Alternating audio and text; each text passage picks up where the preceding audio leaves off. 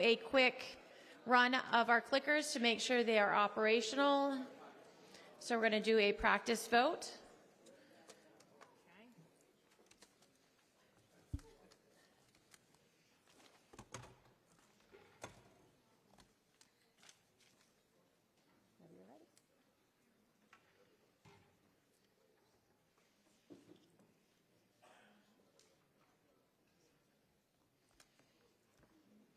The green button means that you're present.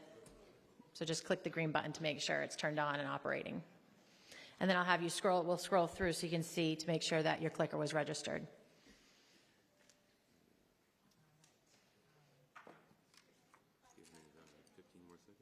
Yeah, 30 seconds is how long we leave it open for.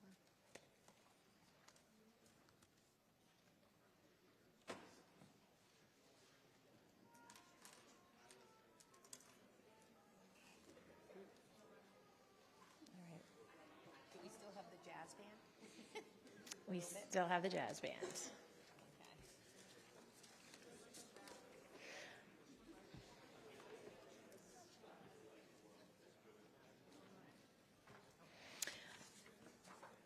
All right, if you have any problems with your clickers and it didn't register, please let the town clerk know, or deputy moderator, Sam Allison up front, or any of the staff outside at the cafeteria at the tables. All right, so the 2023 spring town meeting will now come to order.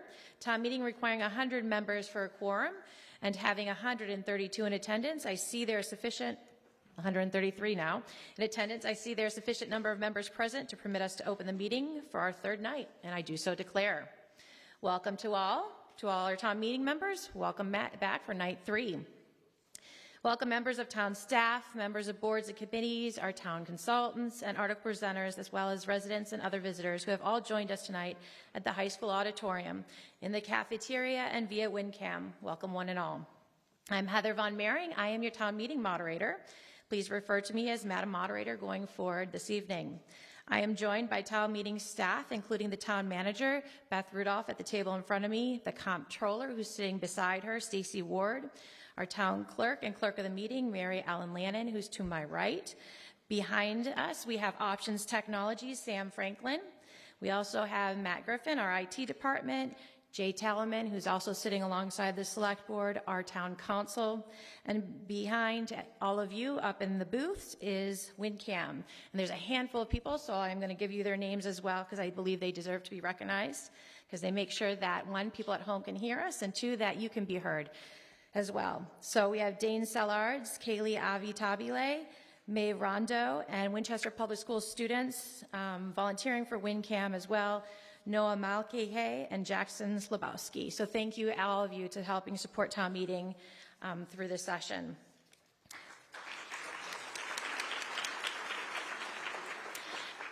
We will continue our meeting tradition with the Pledge of Allegiance. For those members who would like the option to join me, please rise.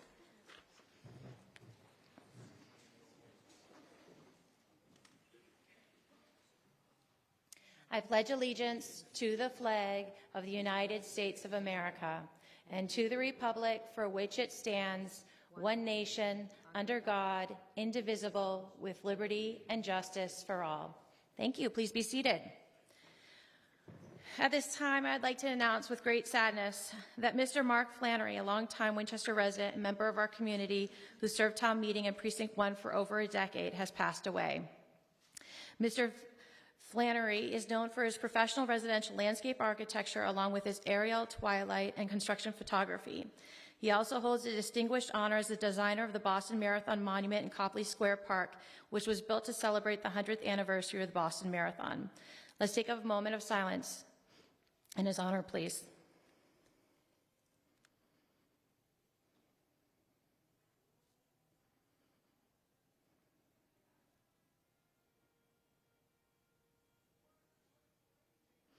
Thank you.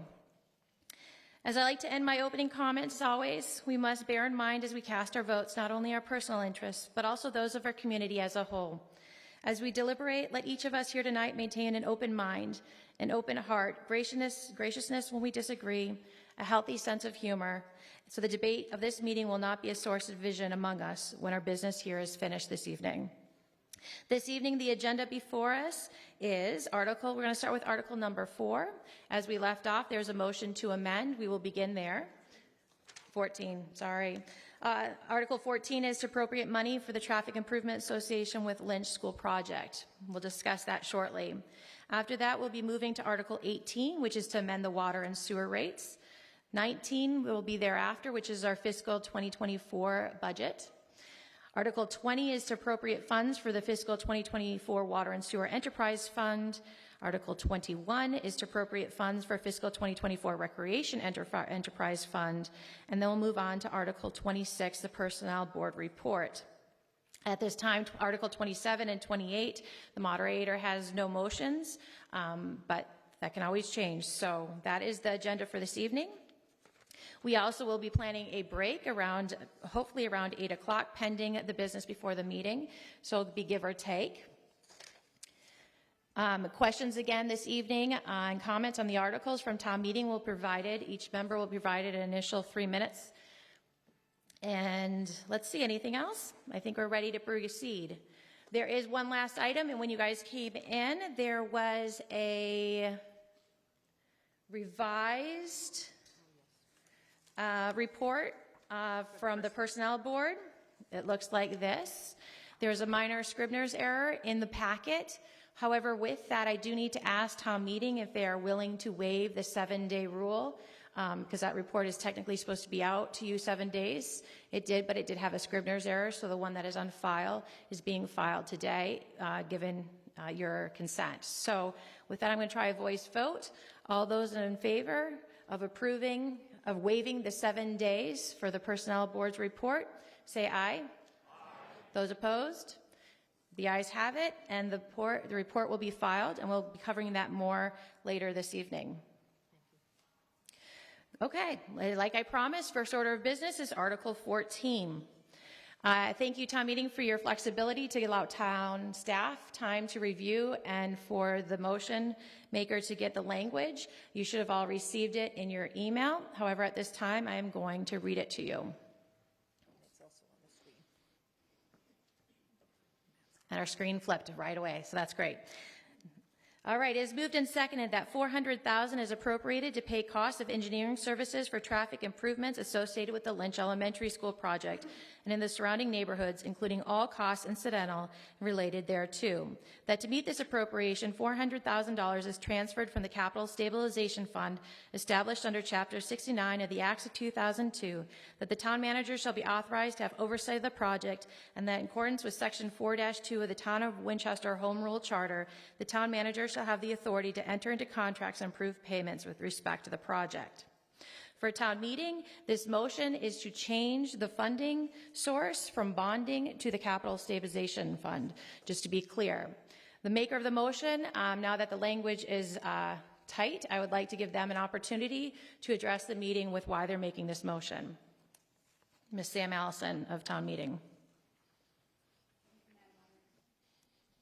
Nope, there we go. Thank you, Madam Moderator. Good evening, town meeting, select board, all the other planning committee members and staff. First of all, I support Article 14 regardless of the funding source. And I support it because I think it's absolutely a vital project. The new Lynch School will be designed to house more than 500 children. And in addition, it will have 80 to 100 pre-K children. These are not kids who are capable of crossing the crosswalk by themselves or navigating through, less than ideal circumstances getting in and out of school. So I think it's a really important project. I think it needs to be funded one way or another to make sure that we can initiate it and have as safe an environment as possible when the new Lynch School opens. That said, I made the motion last Thursday because my sense in general was that there was a lot of frustration among town meeting members with the wording of the ballot question and then the actual distribution and funding source that came forward to us through Article 14.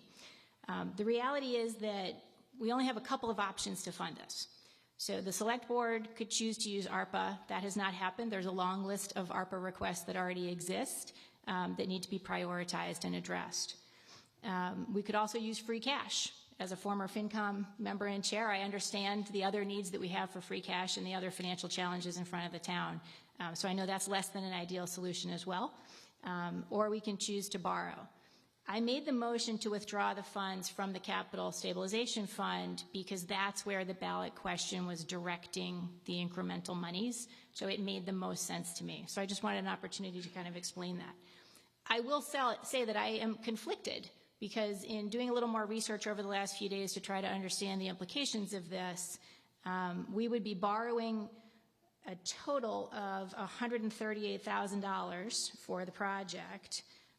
That would be borrowing at a rate of about 3.5% for the short-term loan, the BAN, and then the last estimate was 4.5% for the long-term borrowing over a period of 15 years.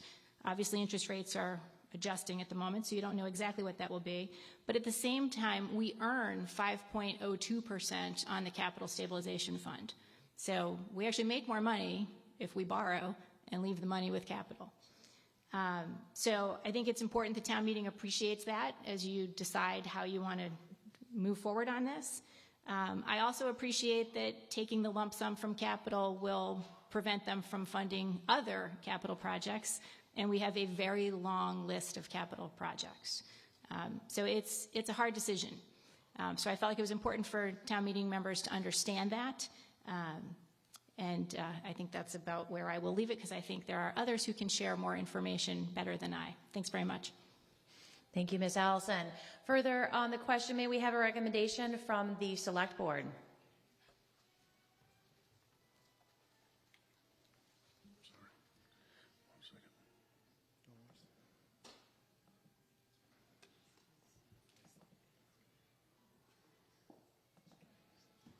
This is a recommendation on the motion to amend. Thank you. Thank you, Madam Moderator. Good evening, town meeting. I want to start by saying if there's any frustration about this article, you can direct that at me. I'm the chair of the Select Board. I've shepherded this project since last year, and I apologize if it's been unclear of what we were intending to do here and it's caused any frustration. But I hope in my remarks tonight, along with the town manager, we shed some light on why we think the borrowing option is the best option. We just met as a board, and it was a 4-1 vote to support Ms. Allison's motion to amend. But that's only, we think borrowing is still a better option. So if this body is not inclined to borrow, then certainly we feel strongly this project needs to happen and that this would be a good alternative. But with that being said, as Ms. Allison alluded to, the borrowing is the best option financially for this town. So taking you back for a second, when we had the Lynch traffic funding options, the Select Board discussed several different options that all included an override. We thought first to include the money for this project in the actual question 1 for the school, but that was too complicated, giving all the rules that were required to follow in working with the MSBA. Then we thought about doing an independent debt exclusion override for the Lynch traffic project, but in the end, over a couple of meetings and spirited discussion, the board voted a general override to the Capital Stabilization Fund to be used for the purposes of servicing the Lynch traffic project. We did this for a couple reasons, but most notably, it was the unknowns at the time concerning inflation and construction costs, and also to provide some flexibility to the Capital Stabilization Fund in outlier years, given the rising costs that they faced every time they come before this body in terms of projects and materials costs. You can see the ballot question that I presented to this body right after we made that decision in November. It's the same ballot question that appeared on the ballot in January that the voters supported by a majority. This is not very different from how we do other projects in this town. In fact, it's the same method that we've used decade after decade in this town. First, we issue a ban, a short-term borrowing for engineering and architectural services, typically for 1 or 2 years, and we pay interest only. Step 2 is we issue a ban for the estimated construction costs until the project is complete. Those bans are rolled into a permanent borrowing. This is what we use to fund the North and South Reservoir Dam projects, school building projects such as the high school and the Lynch that is going on now, and our transfer station rehabilitation. This is what we typically do in this town. The town manager, Ms. Rudolph, will come up and now tell you specifically about this borrowing and hopefully answer some of your financial questions and timeline questions. Town Manager, Beth Rudolph. Now we have your recommendation. I'm just here to talk about 2 slides related to this article. Thank you, Chair Mucci, and good evening, town meeting members. This slide is hopefully to provide some clarity on the timeline. This outlines what would be the timeline should we move forward with the original motion that's in your motion book. So, as we're all aware, the voters approved a $400,000 general override for the Capital Stabilization Fund in January of 2023. We're at the second box on this chart, where we're here this evening and last week to talk about $400,000 borrowing authorization for the Lynch traffic design and permitting. Should that motion move forward, we would, in FY24, right after the beginning of the year, which is July 1st, 2023, we would issue a ban for short-term borrowing on that $400,000 engineering. The interest-only payment would be due in FY25 at an estimated cost of $14,000. Between July 1st of 23 and I have a question mark here, but I'm targeting a spring 2024 timeline to come back to town meeting. We would come back to request a borrowing authorization for construction funding. And then in July of 2024, which would be FY25, we would renew the ban on the engineering that was approved through this town meeting, and we would issue a new ban for short-term borrowing on the construction funding. That interest-only payment would be due in FY26. After that's approved, we would go through construction, and then potentially in FY26, depending what the construction schedule is, once the project was complete, we would issue permanent borrowing for the design and the construction. So we would wrap those 2 bans into one permanent bond. As Chair Mucci said, this is a standard process that we use for most of our larger construction projects that require borrowing. So what would be that estimated impact to the Capital Stabilization Fund? So I went through for FY24 through FY27 what the impact would be. So starting July 1st of 2023, the Capital Stabilization Fund will receive the additional $400,000 that was approved January 7th. Also in FY24, we would issue that ban for the $400,000 engineering. That has no cost to the stabilization fund in the first year. So then in FY25, the stabilization fund would receive that $400,000 plus 2.5%. So every year that increases at 2.5%, that initial $400,000. So there'll be another $410,000 going into the stabilization fund. From that, we would be paying the ban interest on that $400,000 engineering that was issued in FY24. The estimated ban interest is 3.5%, so the cost would be somewhere around $14,000. Additionally, we would renew the engineering ban and issue a new ban for construction. We've estimated that construction cost at $2.6 million. We are just starting the engineering process, so that number could change. So there'd be zero impact in FY25. Then we move to FY26. The stabilization fund would receive that 410 plus the 2.5%, and then we pay the interest on those bans for the construction and engineering in an amount of $105,000. And then we would issue the permanent borrowing for the total project costs, which we've estimated at $3 million. In FY27, the stabilization fund would receive the 420, 250 plus 2.5% at 430, 756. And then we would have our first full principal and interest payment, we've estimated at $280,000 in FY27. So over those 4 years, from FY24 through FY27, the stabilization fund would have a net positive impact of $1.26 million as a result of the general override and the borrowing costs that were removed as part of the Lynch School project. Thank you. Thank you, Beth. And just real quick, so This is why the select board supports the original motion. It is the most financially advantageous for the town and the stabilization fund. If we did not do this, the stabilization fund would only receive a net benefit of $862,000 during that time period. So obviously you can see the borrowing is the best option for the town. Thank you. Thank you. Town meeting asked also that capital planning meet and provide a recommendation. They are also the co-sponsor of the original motion for Article 14. So at this time, we are going to hear from the Capital Planning Committee. And really appreciate having an emergency meeting on a Friday evening so you could be here on Monday to give us this. Thank you. Thank you, Madam Moderator. I guess we can leave that up. Capital Planning voted unanimously to recommend unfavorable action on the motion to amend, and I want to explain some of the thinking that went through that. First off, if we don't amend and we go with the original action, we stay in line with our traditional practice of using bands and rolling into bonding the entire design and construction work. That was an important point. More importantly, pulling money forward into the stabilization fund, this first $400,000, allows us to pull forward that much work, that much more work now. And what we are seeing in terms of acceleration in our costs vastly swamps anything that we might be paying in terms of the band for the engineering work.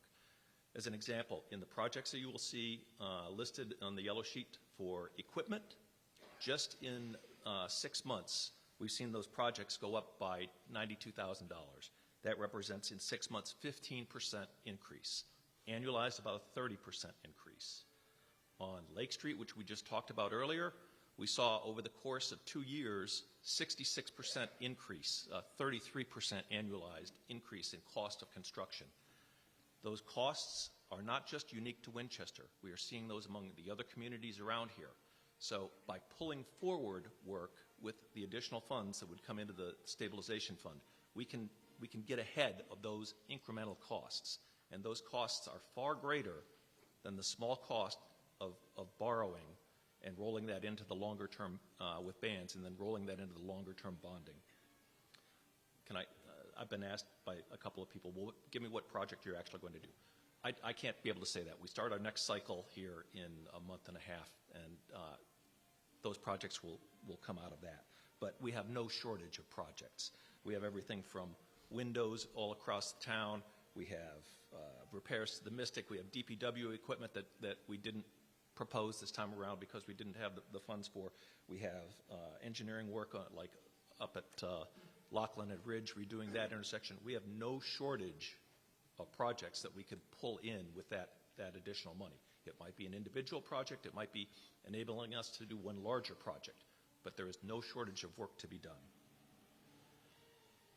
All of that said, I just want to give you one bit of advice, given the acceleration that we're seeing. Choose something tonight. If you believe in this project, choose one or the other, but choose. Don't push this off and do it piecemeal, because that'll end up costing us a great deal more money than the difference of what we're talking about tonight. Thank you. Thank you. Further, may we have the recommendation of FinCom on the motion to amend Article 14?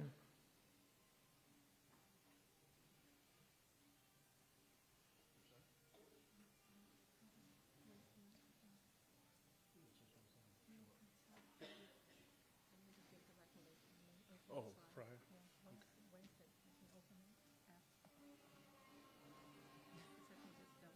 Yeah. The jazz band is incredible. I know. Well, they have it this Friday, so that's why they're practicing. Can you just pull the mic closer to your mouth? Okay. Thank you. Thank you, Madam Moderator.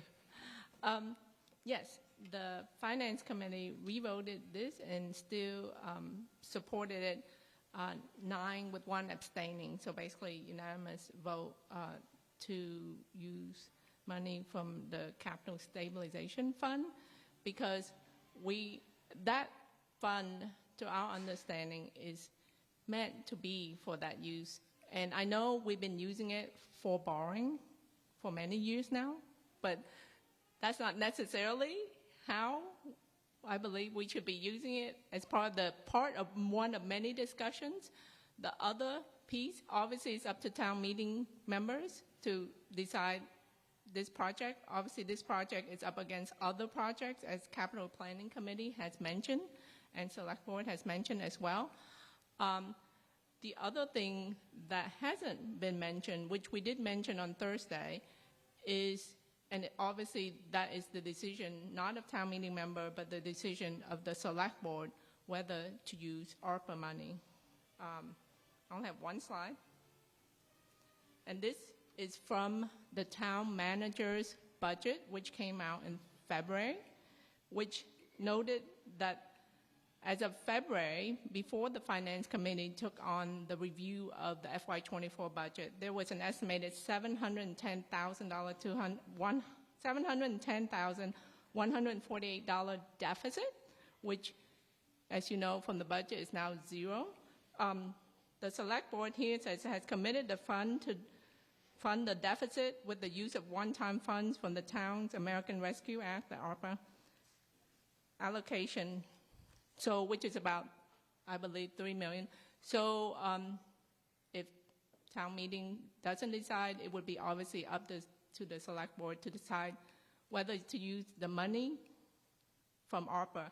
But if the Select Board were already thinking about using $710,148 to plug this budget, that would have been set aside in February, and $400,000 is just a little more than half of this. Thanks. Thank you. At this time, town meeting members, if you have any questions or comments on the motion to amend Article 14, please make your way to the microphones.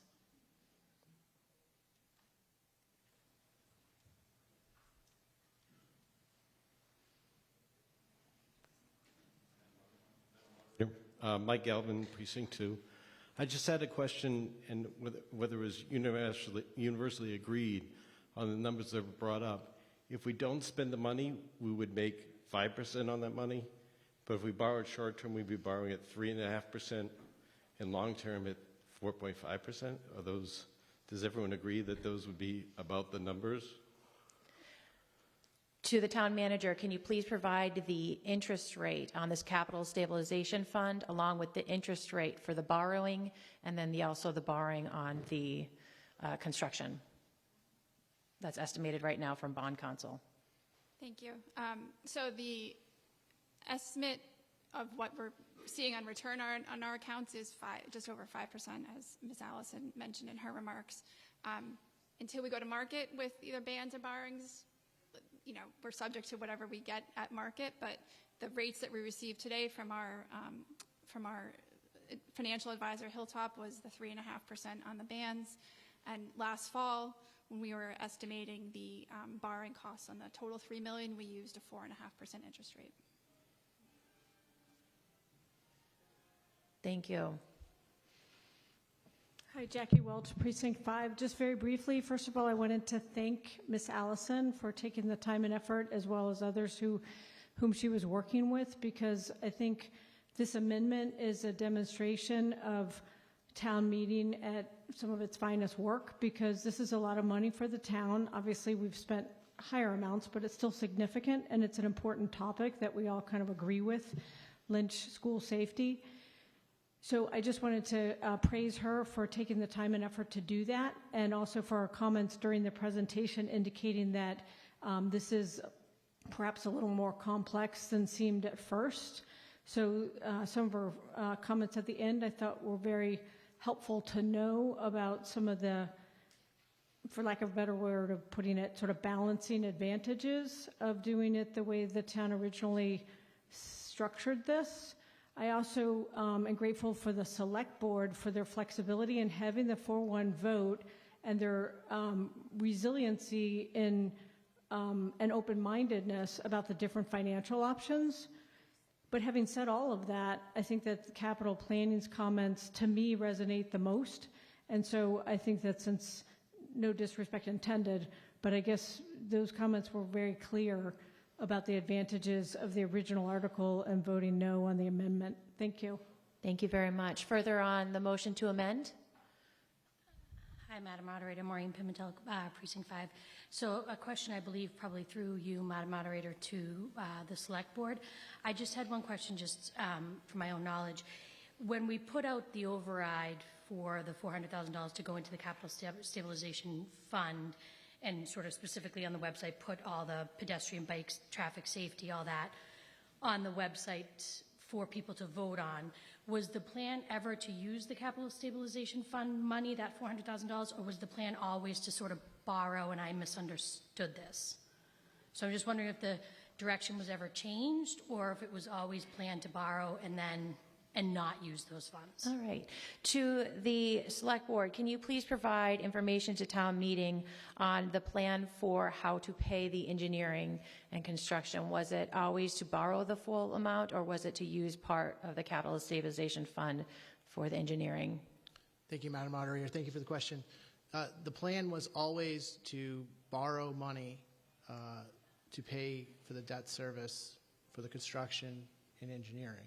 And that's why the $400,000 was raised. Rather than just deplete the Capital Stabilization Fund, we felt we wanted to raise more money to support this project and pay for the debt service. But the plan has always been to borrow to fund construction and the engineering for this project.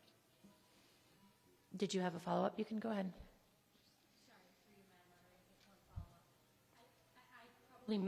I probably missed this, but was that plan ever let people know townwide before the vote on the override? Because in my mind, I thought that we were voting for the $400,000, so I just want to make sure that I didn't miss it. To the Select Board, can you please provide information about your communication that was available to town regarding the override that created the funding for the consideration before us? Sure. Thank you, Madam Moderator. So that was communicated to this body in my presentation in support of Articles 13 and 14, where I had the exact question and the purpose of the question. After that, it was communicated through various information sessions. It was communicated on the Lynch Project website. There's a dedicated page to explaining this. It was on the town's website, all the information as well, I believe. And then there are various discussions in our love it or hate it social media pages that we have on the Winchester Facebook page and political page, as well as media coverage in the Daily Times Chronicle. So there was communication around it. Thank you. Further on the question? Hi, Bill McGonigal, Precinct 3. Town just got a lot bigger. Still early. Still early. Yes. To start, I want to say thank you to the Select Board and the Capital Commission for their presentations tonight, particularly Mr. Mucci. I think that slide walking us through how these numbers play out was very helpful in showing how the original article as presented represents a sound and thorough fiscal approach to actually end up kind of ahead in the long run here. What I didn't necessarily hear from the FinCom, though, was whether or not they agreed with that math. And, you know, policy and choices aside, I just want to make sure that the math is there. It certainly seems like it is, but I want to know just yes or no if FinCom believes that the math presented by Mr. Mucci was sound. Typically, the financials are reviewed by staff, but I'm happy to ask FinCom for that question. FinCom, have you reviewed the numbers from staff, and did you have any comments on that? Actually, this is the first time the Finance Committee has seen those numbers. As you've seen them up here, that's the first time we've seen them. But in general, we don't believe that you borrow money to save money, so that just doesn't make sense. Thanks. Further on the question? Madam Moderator, Dorothy Simboli, Precinct 6. I have 3 questions. I think maybe one to FinCom, one to Select Board, and one to the Town Manager. I'll take them all now, if that's okay with you. Ms. That's Simboli. perfect. Thank you. The first question is, what other borrowing funding options do we have to fund the Lynch traffic study? Are ARPA funds available for that? The second question is, actually this may be for capital planning. What is the rate of inflation on those projected construction costs in the event that those expenditures can't happen this year and they get delayed to they get pushed down the road. So what is the rate of inflation? And has anyone run an analysis to determine, like comparing that rate of inflation versus what we're paying on interest? And then the last question is, how might taking on this additional debt impact our bond rating and potential for future interest rate increases generally? Thank you.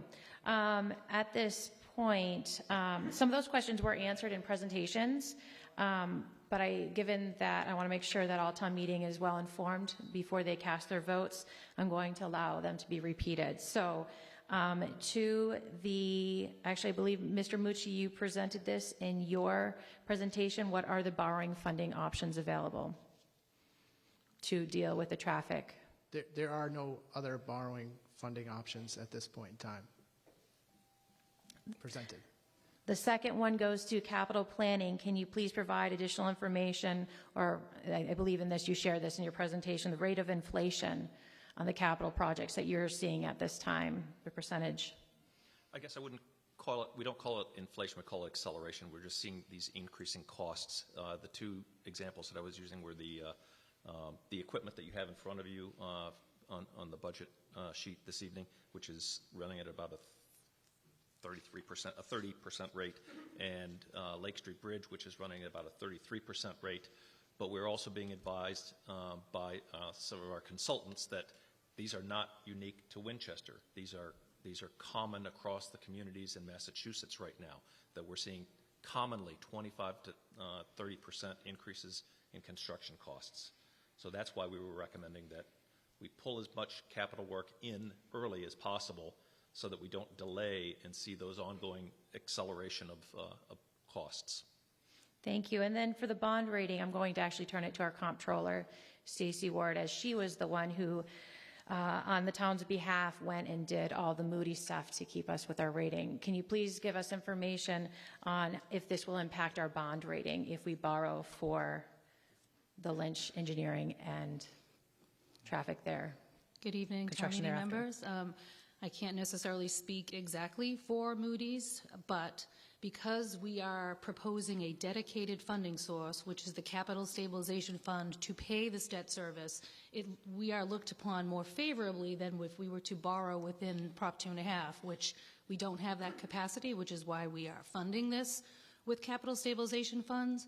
We also, just as a side note, we have about 7 other projects that we use the Capital Stabilization Fund currently to fund the debt service of those projects, which was determined, I'm not sure what years, but it's a common practice to use those funds to pay debt service, and that was written in the legislation to do so. So I believe that because we have a dedicated funding source for this particular borrowing, as well as the Lynch School project, the $94 million, we have a debt exclusion, which is also a dedicated funding source, which is the tax levy. Thank you. Thank you, Stacey. Further on the question, Mr. Nixon. Thank you, Madam Moderator. Chris Nixon, Precinct 1, also a Capitol member who supports the article as originally printed in the warrant. I just want to highlight a couple of things that I thought Mr. Mucci did a strong job of presenting Thursday night. We're really limited by both bond counsel and statute in terms of the language that we use in an operating override. I believe it was mentioned Thursday that if the operating override had been characterized in a way that was directed towards Lynch would be getting $400,000 a year plus 2.5% forever. And I'm sure the LPA members in the room would love to hear that, but that was not the intent. So I believe that Mr. Mucci and his colleagues really did a good job in what was a busy time of year. Remember, we're talking about end of November, December. Folks have holidays. We've got time off from school. We have New Year's coming. So many people welcomed us into their homes to answer questions about the Lynch project and for members of the board to answer questions about question 2. On the website, which is still up today, lynch2025.com, if you click on the traffic and safety page to directly answer Ms. Pimentel's question, you see a description of the scope, you see the ballot question, and then below it, an explanation, which I'd like to read, Madam Moderator. It's very brief. The Select Board is seeking authorization to adjust Winchester's tax levy limit, raising an additional $400,000 per year for the Capital Stabilization Fund. The fund would then be the source for debt service on the proposed 12 Lynch neighborhood traffic and safety projects for 15 to 20 years bonded.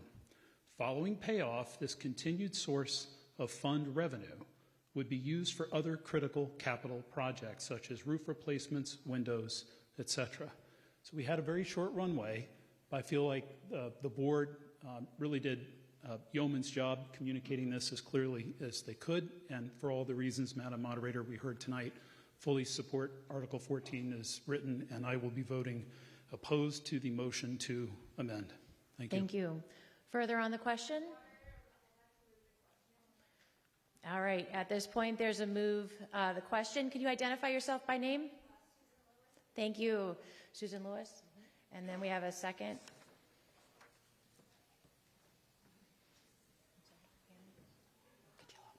All right.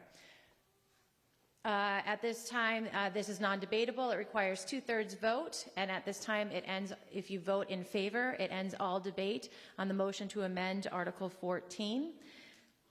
If you vote yes, debate will continue on the discussion on the motion to amend Article 14. Is there a point of order? Was it seconded? Yes, it was by Aaron Cotillo up here in the front. Sorry, I couldn't hear that. My bad. Yep, no problem.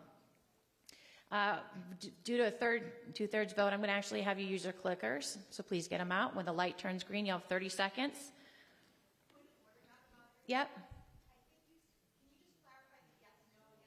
Yep, I'll do that in 1 second. This is a motion to move the vote. What at this time, this vote is to determine if we are to close debate on the motion to amend to Article 14. When casting your vote, a vote yes is in favor of closing the debate. A vote no is not in favor, and you would like to continue the debate on the motion to amend Article 14.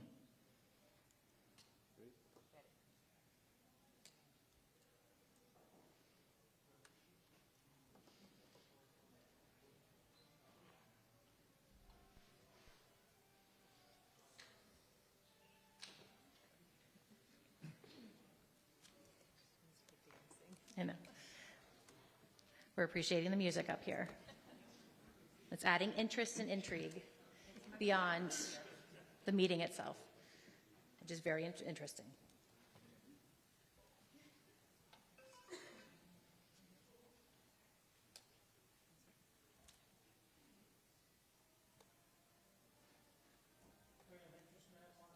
Yep. Okay, will you please come up to the front and we will register your vote that way?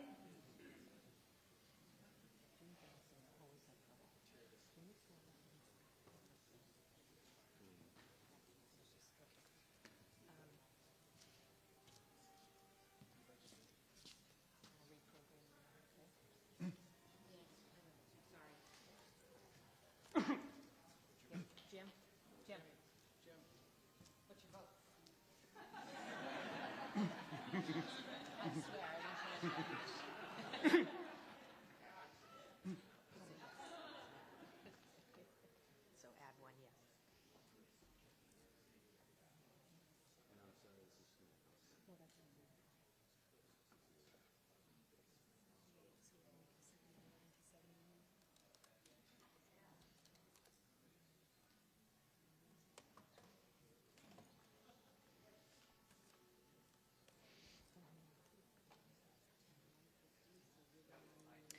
One 150 members having voted, 100 required for the motion to pass. There are 78 in the affirmative, 71 in the negative, and the motion does not pass. Further on, that makes us return back to the motion to amend and continue the questions and answers from town meeting members. Next up. Hi, Brian Vernalia, Precinct 4. I'm also a member of the Finance Committee, but I'm speaking on my own, although I did vote along with the majority in favor of the motion to amend. It was going to be much better if I came up right after Mr. Nixon, because I had the exact same excerpt opened up here, where on the page, our residents of town were asked whether they wanted to vote for an override to fund traffic work around Lynch. They weren't asked if they wanted to fund an additional $800,000 to capital over the next 2 years. And if you actually look at what we were asking them, because we were telling them to look at the Lynch 2025 site, it says following the payoff, this continued source of capital stabilization fund revenue would be used for other capital projects. The understanding was that the first use of these funds would be for this Lynch project. So I feel like we've had a little bit of a bait and switch here. We were told we needed an override to fund Lynch projects, and now we're told, actually, we really need that money for the capital stabilization fund. We can't fund it this year from the capital stabilization. It's going to be a huge hardship. This is what we asked the voters, and our job come in here is actually to follow through on what's been asked, and they've asked us to fund the Lynch project. Now, I was opposed originally to the override, but I'm in favor of this amendment and ultimately in favor of the article if we just follow through and do what the voters expect. Thank you very much. Thank you. Please hold your applause. Further on the question?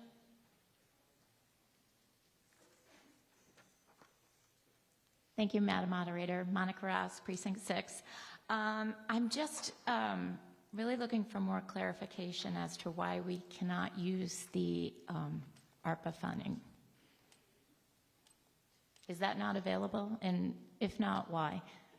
Thank you. Thank you. To the Select Board, could you please provide town meeting members information on why the ARPA funds is not being used for this purpose?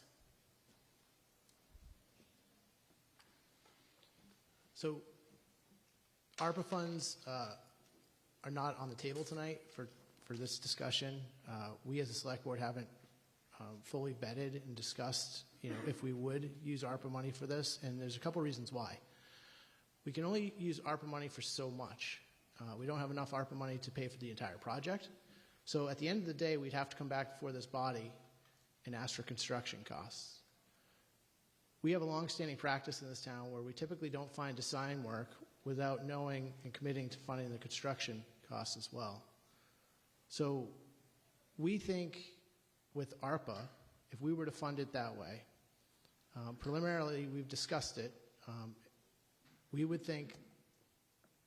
like to know from town meeting that if we used that $400,000, it wasn't going to be wasted. So by coming here tonight and asking you to continue on what we think is the most prudent financial mechanism for the town, and to Mr. Varnigler's point, certainly, that's the way bans and bonds just ebb and flow during a timeline. It's not that anyone was doing a bait and switch. It is using capital stabilization money to pay the debt service. It's just, we can wait to pay it. And that way, it frees up a little bit more money in advance.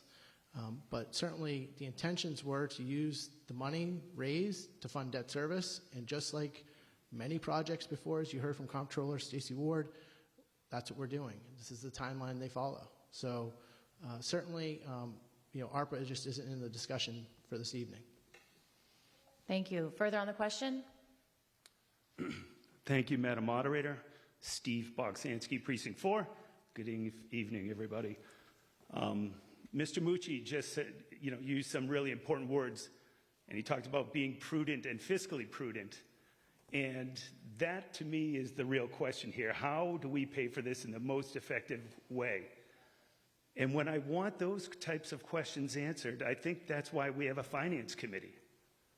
So my point to all the members is let's follow the lead of the finance committee. They know what they're doing, and they are making the most fiscally prudent decisions for us. So I would say, again, to my members, let's follow their lead. This is something that we have funding for, that we can spend and pay for this without incurring that extra borrowing. Thank you. Thank you. At this time, seeing no other town meeting members rise, I believe town meeting is ready for the vote. At this time, we are voting on the motion to amend Article 14. What this does is if you vote in favor, you will be changing the method of paying for motion 14 to $400,000 directly from the Capital Stabilization Fund. If you vote no, you will be keeping Article 14 as originally proposed to you, with the funding source coming through bond. We are going to use our clickers. It requires a simple majority.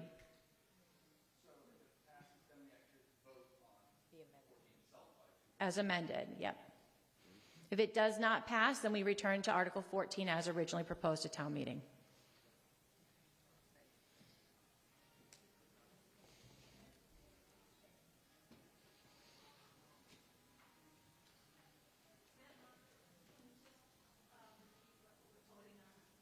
At this time, I've been asked to repeat. Can you please keep it open longer? We are currently voting on the motion to amend Article 14. By voting yes, you are changing the original motion of Article 14's funding source to be through the Capital Stabilization Fund. If you vote no, it returns back to the original motion of Article 14, where the funding for the engineering will come through bonding, with funding paid for to pay for that bonding from the Capital Stabilization Fund.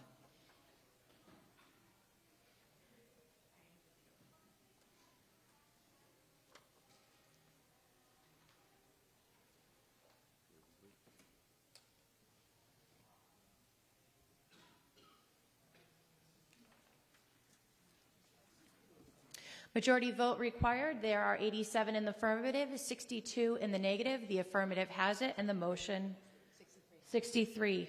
My apologies, I'll reread it. With a simple majority required for the motion to amend, there are 87 in the affirmative, 63 in the negative, and the affirmative has it. The motion passes.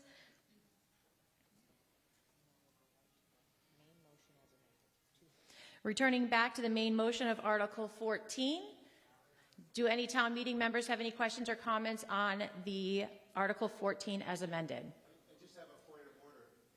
With the funding source change, Madam Moderator, could we verify that the vote is still, now the money's coming from a fund instead of, Yeah, put the slide. is it still 2/3?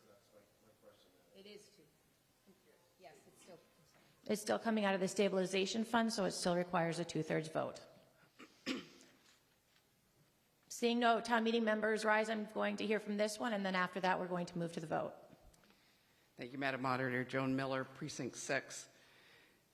Just want to lead in by saying that I, as we all are supportive of improving the safety for our children and our townspeople. So it's really not about that. It's about funding mechanisms.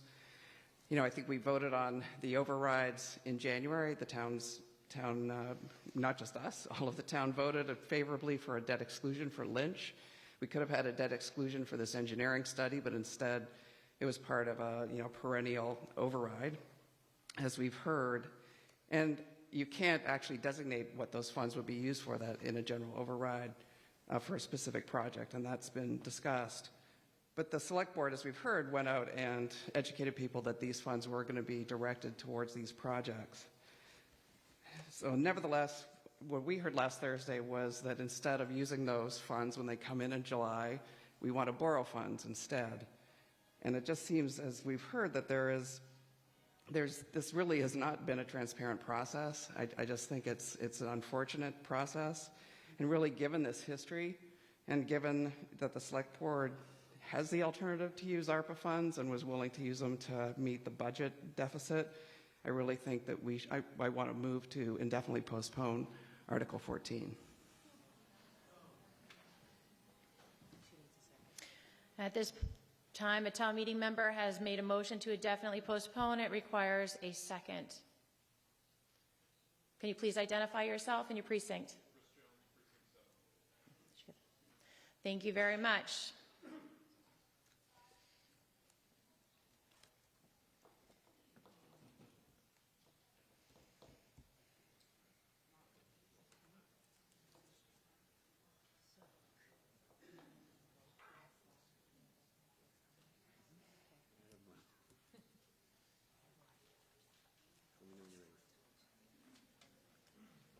Give us one moment.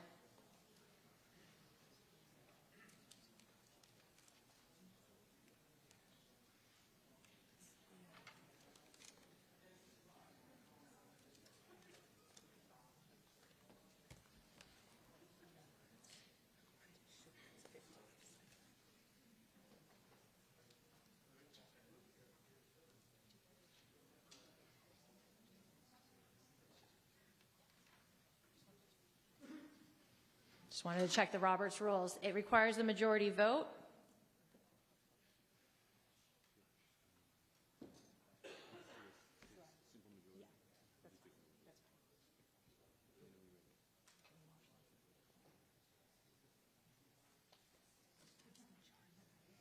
It is debatable.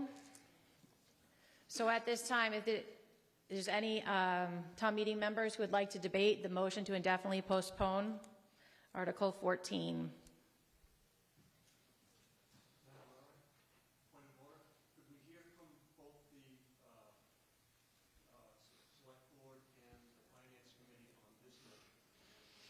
Yep.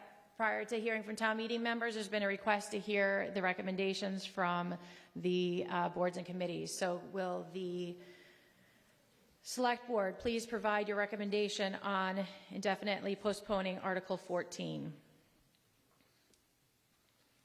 The Select Board votes unanimously unfavorable action on this motion and definitely postpone.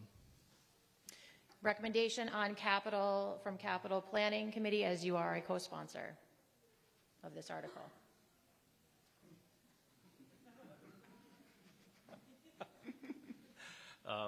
As we are a co-sponsor of the original article, I think I'm safe in saying that we would recommend unfavorable action on this amendment. May we have a recommendation from FinCom on the recommendation to indefinitely postpone Article 14 as amended? The Finance Committee voted unfavorable action to postpone this article. Mr. Brady, you may now. Thank you. Seamus Brady, Precinct 1. I guess I just make the comment that over the last few years that I've been on town meeting, I've seen more and more often that we'll spend a lot of time discussing, thinking about an article, getting lots of great information, lots of great questions, and then the strategy seems to be to go for the indefinite postponement. So I just wanted to point that out. I don't think it's really a good use of anyone's time, and frankly, I think it's growing a little tiresome. So I hope that people will vote no, not indefinitely postpone, because we should vote on this.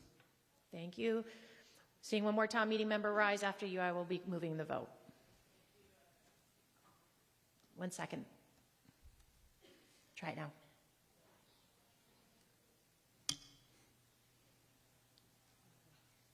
It should be good. Okay. No. Town meeting members, thank you. Madam Moderator, through you, if I may, to the town manager in her former role as town engineer, if she could comment on what an indefinite postponement might do to the project itself, and what is the best timing for doing an engineering study for a new school. Thank you.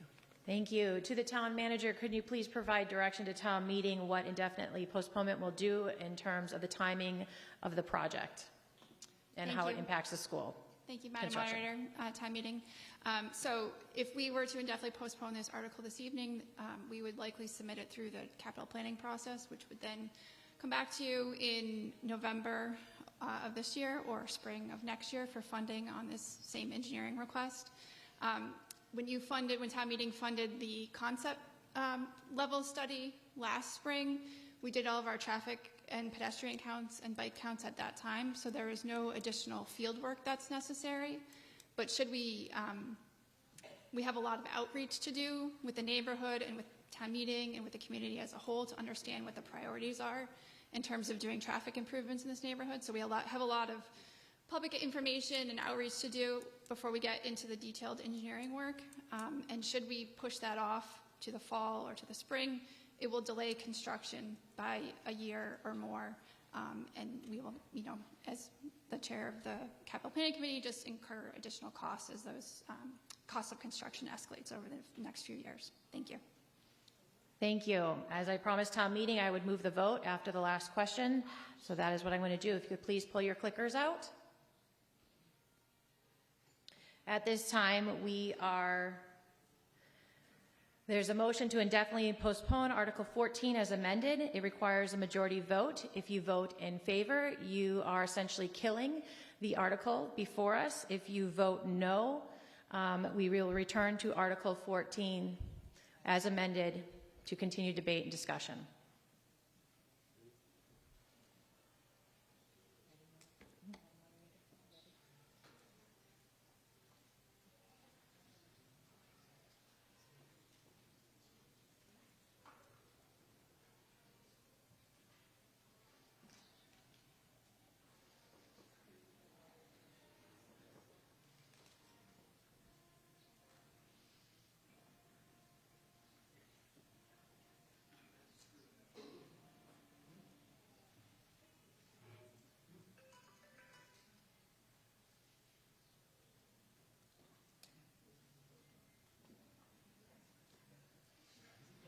A simple majority required. There are 7 in the affirmative, 145 in the negative. The motion does not pass, and we turn to Article 14 as amended. Any other town meeting members have questions or comments? Seeing none rise, I think you're ready for the vote.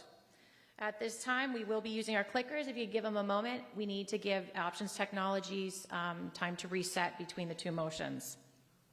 We will be voting on Article 14 as amended. If you vote in favor, you are in favor of Article 14 as amended. If you vote no, you are not in favor of Article 14 as amended.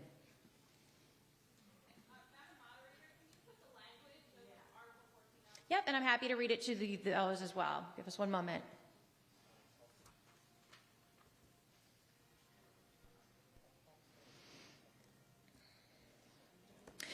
The language that is before you that you are considering, it is moved and seconded that $400 is appropriated to pay costs.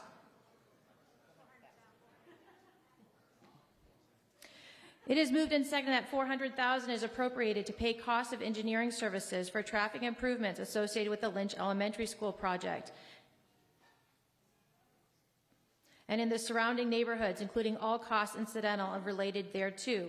That to meet this appropriation, $400,000 is transferred from the Capital Stabilization Fund established under Chapter 69 of the Acts of 2002, that the town manager shall be authorized to have oversight of the project, and that in accordance with Section 4-2 of the Town of Winchester Home Rule Charter, the town manager shall have the authority to enter into contracts and approve payments with respect to the project. As a reminder, town meeting members, this auditorium has exquisite sound. I can hear what you're saying. Thank you for your commentary on me. I believe you're ready for the vote. We're going to get the Options Technologies up and running now.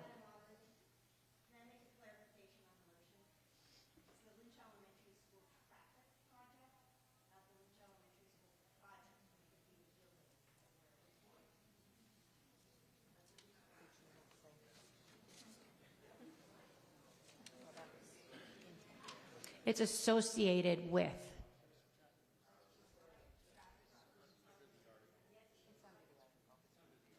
It's in order as it is.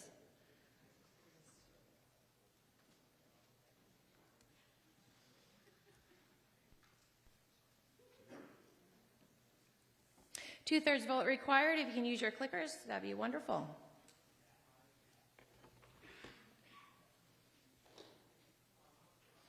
Vote yes, you are in favor of Article 14 as amended. If you vote no, you are not in favor of Article as amended. It requires a two-thirds vote to pass.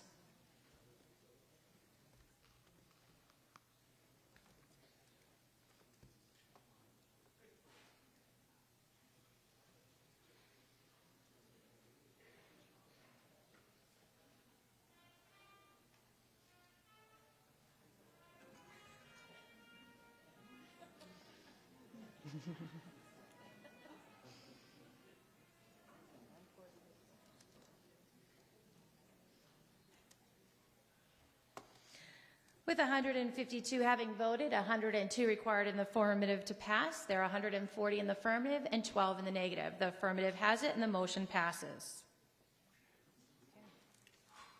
Can you scroll through the vote? Moving on to Article 18 to amend the water and sewer rates. This is on page 23 of your town meeting booklet for 2023. It is brought to you before by the Select Board. It requires a majority vote. It is moved and seconded that the town vote to amend the water and sewer rates currently in effect in accordance with Chapter 7, Section 3 of the Town of Winchester Code of Bylaws, such that all bills for consumption on or after March 1st, 2023 shall be in conformance with the following rates.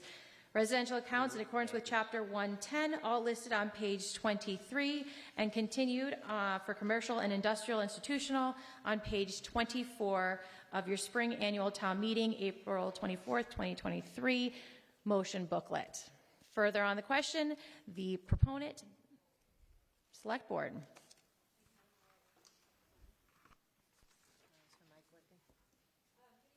Thea Brady from the Select Board. I'm not tall enough. Town meeting members should have received a memo last week, which we hope you've read, about the water and sewer rates, but if not, we will dive into the deep end on it. So one thing to consider when we start to talk about water and sewer is that water and sewer rates don't exist in a vacuum. There's climate and behavior issues at play, and recent years have made this clear.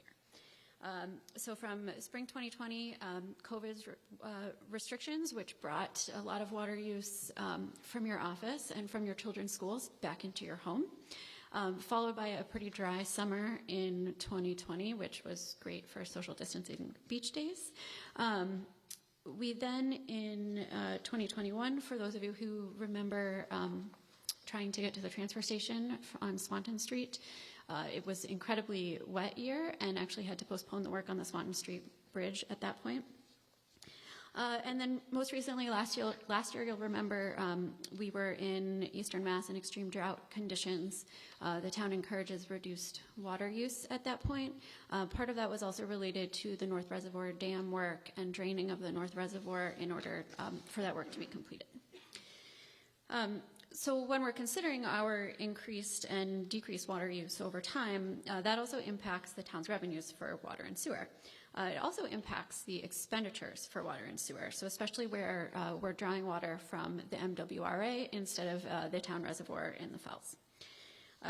So the revenues go to our water and sewer fund, and any surplus money at the end of that fiscal year is added to the retained earnings to cover costs around water and sewer, stormwater drainage, et cetera. And just as an example of that, for fall town meeting of last year, $280,000 of the retained earnings from the water and sewer went to the Nelson Street and Winchester High School drainage improvements and to Winter Pond water quality improvements. I'm going to say water a lot, and I'm bound to screw it up at some point here. So now how exactly do we fund that with our quarterly water and sewer bills? So you'll see this chart, which presents for past years what votes were and what the proposed rates were. You saw this chart last year, just with the addition of spring 2023 on it.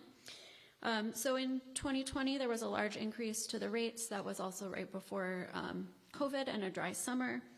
2021 then had sort of a smaller increase because we're using increased water at home at that point. That went on spring 2022, where we voted for a 3.5 increase for last year and came with the plan that was proposed for 6.5% increases from FY24 to FY27. Well, here we are in FY24 at 6.5% as we suggested last year. And also with the plans to continue that rate increase to future years to adjust to the needs. So what does this look like for somebody who is using water? So it's a 6.5 increase in the water and sewer rates. There's no increase to the $30 service charge. That will remain the same. So for Tier 1 residential, which I am happy to say my family achieved once, one quarter last year, my lawn, not so happy about that. The increase would be $3.31 a quarter, which is a little bit more than $13 a year. For average residential customer, which is using 21 units, the difference year to year would be $7.03 a quarter, or about $28 a year. And then that goes up, obviously, for commercial and irrigation customers who have a much larger space and usage. So thinking about our revenues and where they come from and what they are, and using those revenues to meet increasing costs. About 50% of the water and sewer revenues come from the user fees. 6% come from the service charges that we see, $30 per bill, and then about 41% comes from our Chapter 110 tax levy. So this is a shift of debt service from our enterprise fund essentially to the tax levy and taxes, and it helps to keep our water and sewer bills a bit lower quarter to quarter as we see them.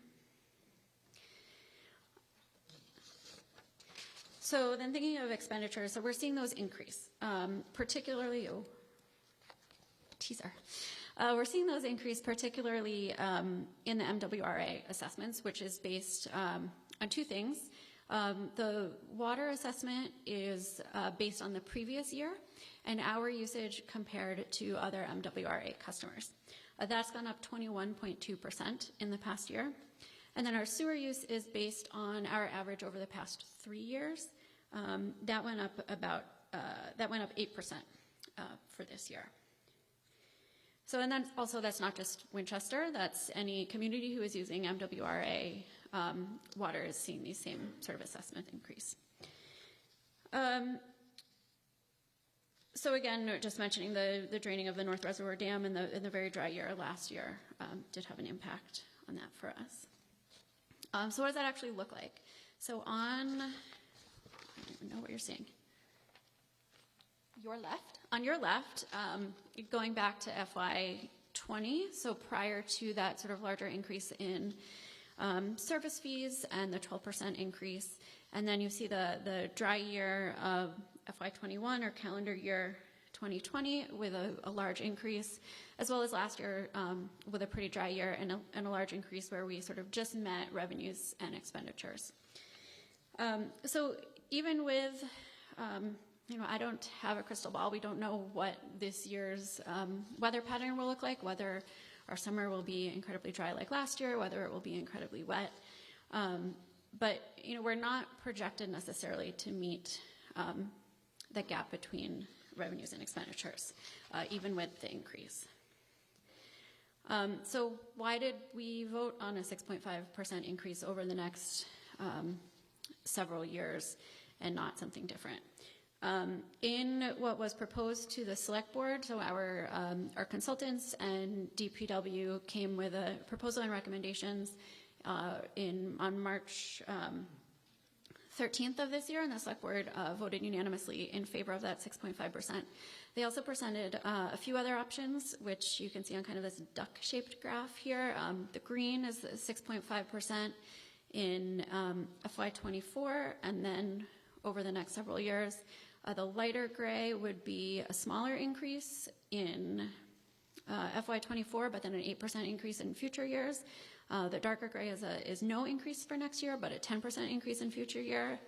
And then you can see in the red, if we make no changes at this point, and we plan to make no changes, as of FY24, we have drained the retained earnings for water and sewer and bringing us not just sort of below our goal, but below what would be available. So just to sort of summarize all of that, we're asking for your support in a 6.5% increase to the water and sewer rates for next year. That will address these increasing MWRA assessments that we're seeing. It will address the recent unpredictable weather events and sort of uncertainty what will happen this year. And our board voted unanimously in favor of this motion. Thank you.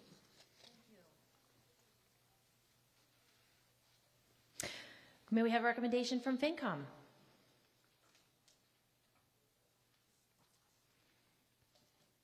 The Finance Committee voted 8-2 in favorable action for Article 18.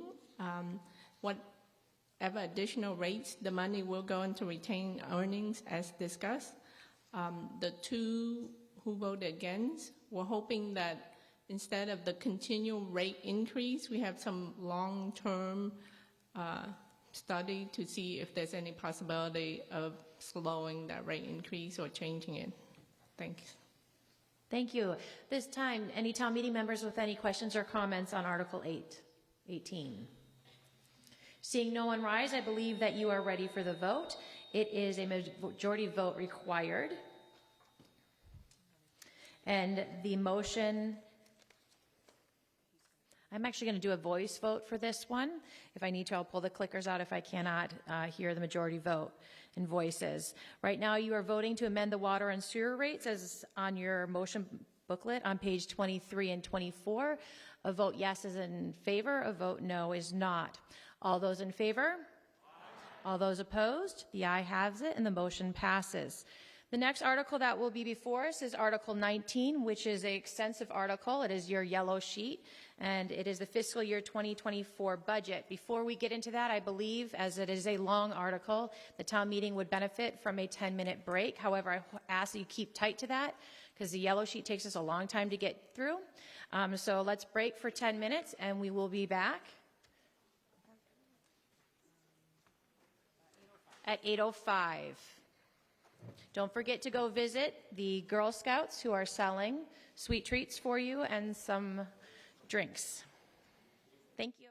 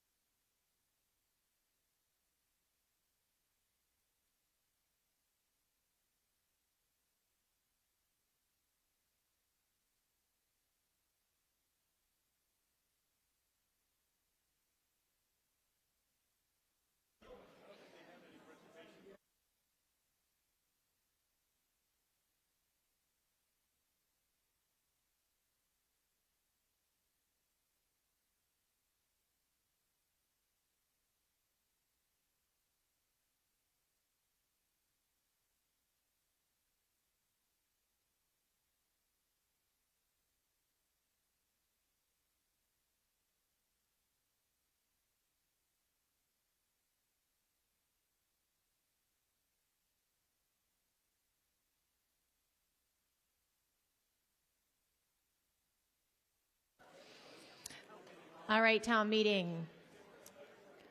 We have a lot of business before us, and I know many of you would like to not have to continue to another night. So let's get going. We are moving to Article 19.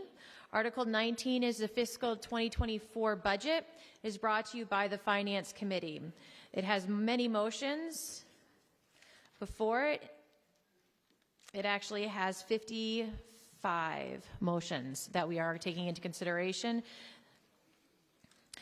In order to do this, what we're going to do is that the FinCom is going to present overall all of the motions and overall the yellow sheet for Article 19. Thereafter, we'll hear recommendation from the Select Board, and then I will read each motion individually, and if any comments or questions from town meeting, that would be the time to rise to let me know that you have a question or comment. If you see that your motion is coming up, that you have a question or comment on, if you can get close to the mic, that would be wonderful, so we can go as fast as we can while still keeping the order of the business and getting you the information you need to have informed votes.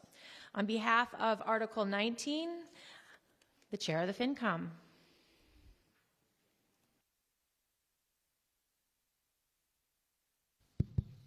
Hello? Okay, good.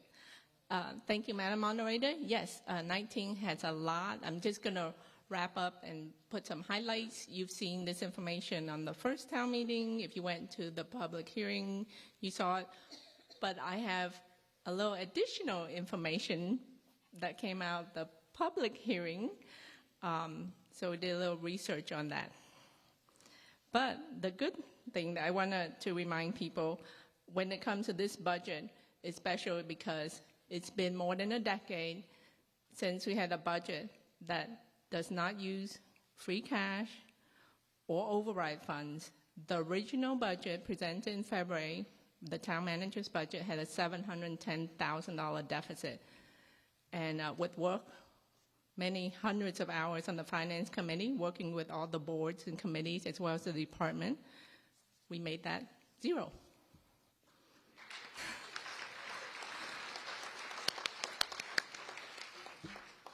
Thank you. All right. So, a gift question that has been asked many, many times, and now we studied, what is the average tax per single family home? Looked at the data from the assessor. For the past 10 years, the change in the average cost is about $6,000. It's a 59.1% change across 10 years. And the change in the number of homes, right? We're a town where there's not a lot of land, so not a lot of additional homes, only 67. Just as additional information, the funded debt this year, and I'll come back to that later on, is about 15% of that is Lynch. So the Lynch debt, which will start in FY24.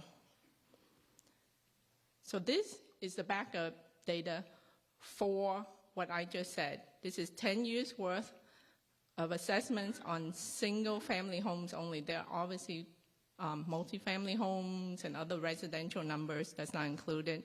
And you can see the highlighted, right? The high school, when it came on, you see that change year over year, the average tax, right? First, let's go with went from 10,195 10 years ago to about the average home, single family home, 16,220. The percentage change is like 3.8, 3.4, and then it's 9.1% because we took on that for the high school, which is we're here, right? The great new high school, and then the override in FY20, and then you see that blip up on the average home, and then FY24, the assessors won't have the numbers until summer or fall of this year. The 24 budget was reviewed based upon extensive discussions with the budget leaders and owners, historical trends, future town and school needs, and then obviously the estimated revenue limitations. Then you saw this already, the percentage that comes from the expense is looking about 121.9 million, 3.5%. the tax revenue estimated pretty close to about the same, and that's a 5% increase from last year. And this is just to give you a picture of what Article 19 has in it. So this is all on the yellow sheet, but to give you an idea of the percentage, right? Most of the expense side is on the school, related to the school, and then the municipal budgets, like the town managers, et cetera. And then all those budgets also support some of the schools. The payments are through the comptroller's office, so on and so forth. It's a little light blue. And then most of our revenue comes from taxes. The variances, you see here, all these differences in the budgets, some of it from the Finance Committee, discovered a small amount that we weren't using, all the way up to the education budget, 251, as you heard the school committee mention the additional retirements. Some of it does come from the funded debt side. And these are the additional FTEs for this year, the main ones that mentioned, IT, Treasurer's Office, and then building zoning. And these numbers don't include benefits. This is the enrollment, which you saw similar things with the school committee. We're looking at it pretty much kind of stabilizing around here. Special ed is also a concern. Not concern, I guess. It's something that we watch and make sure that we will have funding for special ed in future years. And it's a discussion with the superintendent and the school committee as to whether that additional funding should come from the state. So this is also FTE growth for special education. This is a repeat, so I'm going to go through a bit fast. This third time you've probably seen it. And then our 3-year plan includes, I highlight stuff like the percentage that we expect to be turnbacks that comes back at the end of the year that's not being designated. And then it does include Waterfield and Washington and Swanton in our assumptions for the 3-year plan, which looks like this. In the best case, we go from 15.89 to 17.51, so we do really well. In the middle, we still, as of FY26, would not need an override because it's 8.68% within that 6 to 10% range set by the select board. And then it does, if everything falls apart, we're down to 0.27 for FY26. This is the funded debt. This is debt from all the different school projects. And then this is the new one that just came on this year. That's funded on about $36 million. These are all debts from, as we were talking about, the capital stabilization side. And these are the members of the Finance Committee who worked the hundreds of hours on this project I'm standing up and presenting. I just want to let everyone know, I mean, that's a lot of wide experience in this committee, right? Finance, law, science, education, and information systems. And we're glad to present a budget that is balanced this year. Thank you. And we hope you vote for Article 19. Thank you.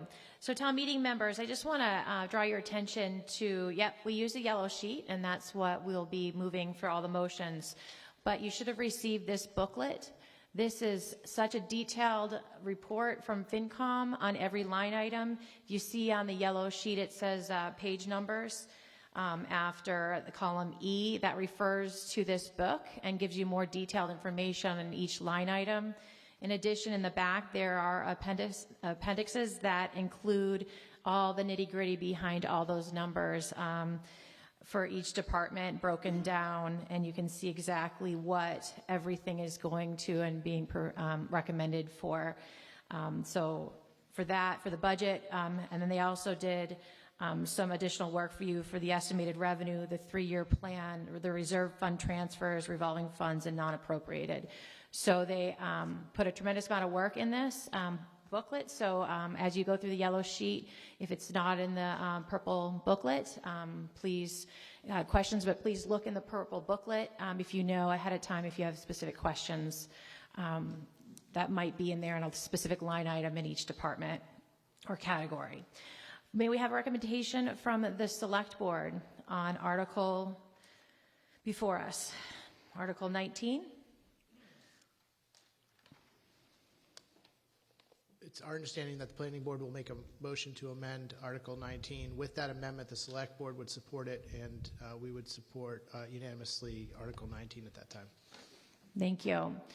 The moderator has been brought to my attention that there is a motion to amend coming in under the Planning Board's line item, which is motion 12. We will get to that once we get there.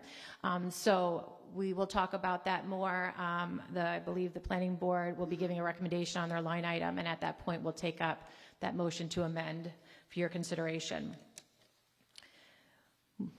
Starting with motion 1. It is moved and seconded that the town appropriate and transfer $3,548,766 into the Building Renovation, Reconstruction, or Stabilization Fund. Any town meeting members? I have any questions? Seeing none rise, it requires a 2/3 vote. All those in favor? All those opposed? The ayes have it. The motion passes. Motion 2, it is moved and seconded that the town appropriate and transfer $3,509,768 into the Capital Improvement Stabilization Fund. All those in favor? All those opposed? The motion passes unanimously. Moving on to the general government categories, motions 3 through 17. Starting with the town manager's department. It is moved and seconded that $1,012,653 be appropriated to 1210 town manager, which $891,703 is for personal services, $120,950 is for expenses, and $5,000 is from the parking meter fund. Any town meeting members with any questions or comments? Seeing none rise. All those in favor? All those opposed? The motion passes.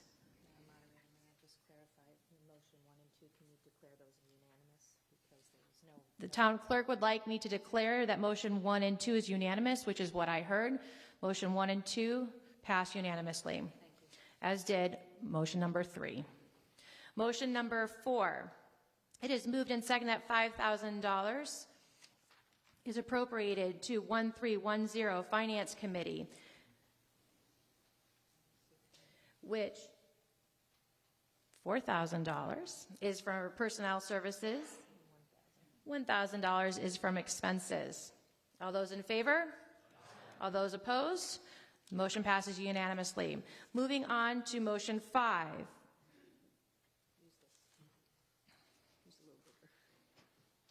Yep. Motion number 5. It is moved and seconded that $554,275 is appropriated to 1330 Comptroller, of which $533,125 is for personnel, $21,150 is for expenses, and $5,000 is from the parking meter fund. Any questions or comments? Seeing none rise. All those in favor? All those opposed? Motion passes unanimously. Moving on to motion number 6. It is moved and seconded at $385,780 be appropriated from 1340 assessor, which $295,450 is for personnel services and $90,330 is from expenses. All those in favor? All those opposed? The motion passes. Moving on to motion number 7. It is moved and seconded that $552,394 be appropriated for 1350 collector/treasurer, where $448,094 is for personnel services and $104,300 is for expenses, and $20,000 is coming from the parking meter fund. Any comments or questions? Seeing no one rise. All those in favor? All those opposed? Motion passes unanimously. Moving on to motion number 8. It is moved and seconded that $86,000 be appropriated for 1360 audit, where $86,000 is for personal services. Any questions or comments? Seeing none. Yep.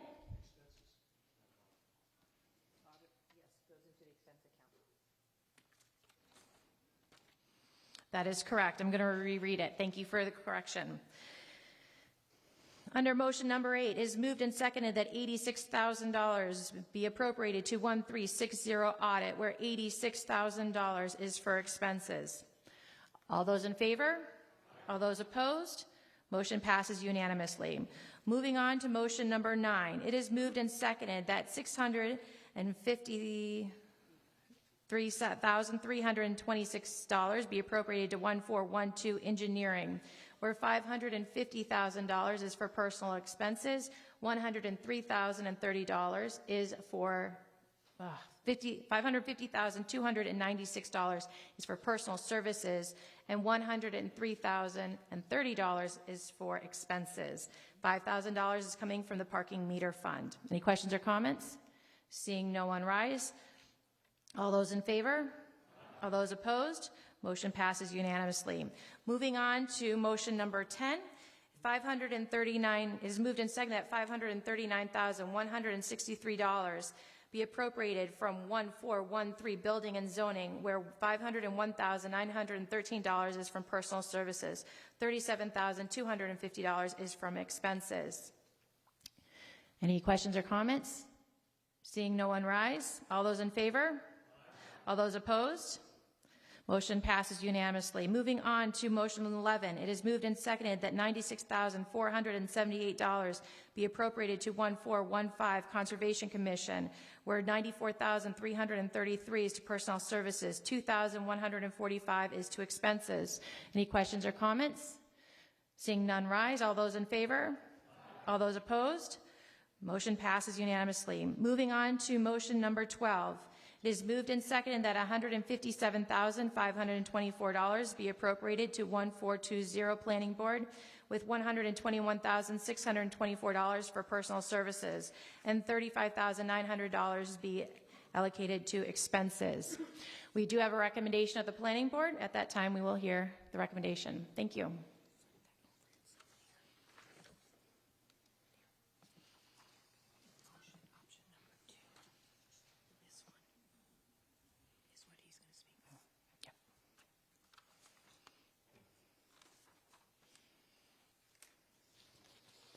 Thank you, Madam Moderator. This is Theo Gierius, Chair of the Planning Board.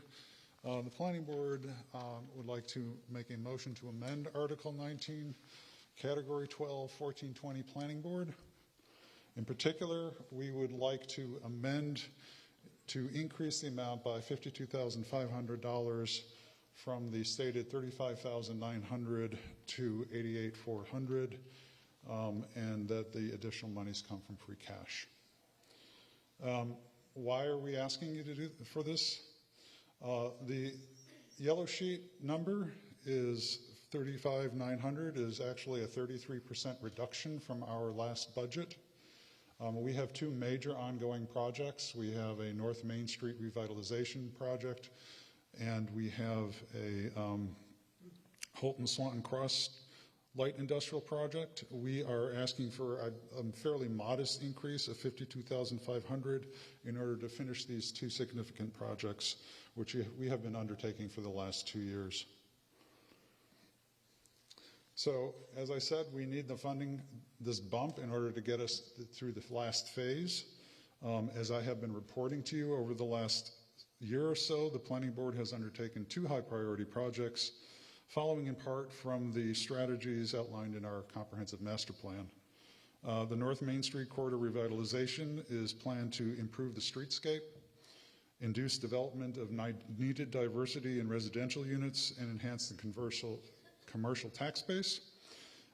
We must complete the work on North Main Street, as it is now part of our MBTA 3A zoning. This must be completed and submitted to town meeting by next spring, in order that we meet compliance requirements by the end of next year. We don't have a choice on that. The Holton Swanton Cross project is planned to make the area more friendly to residents and to improve the commercial base. We are about to begin working on design guidelines and zoning for the light industrial area. It would be counterproductive to halt this in midstream. The goal is the final goal is in sight.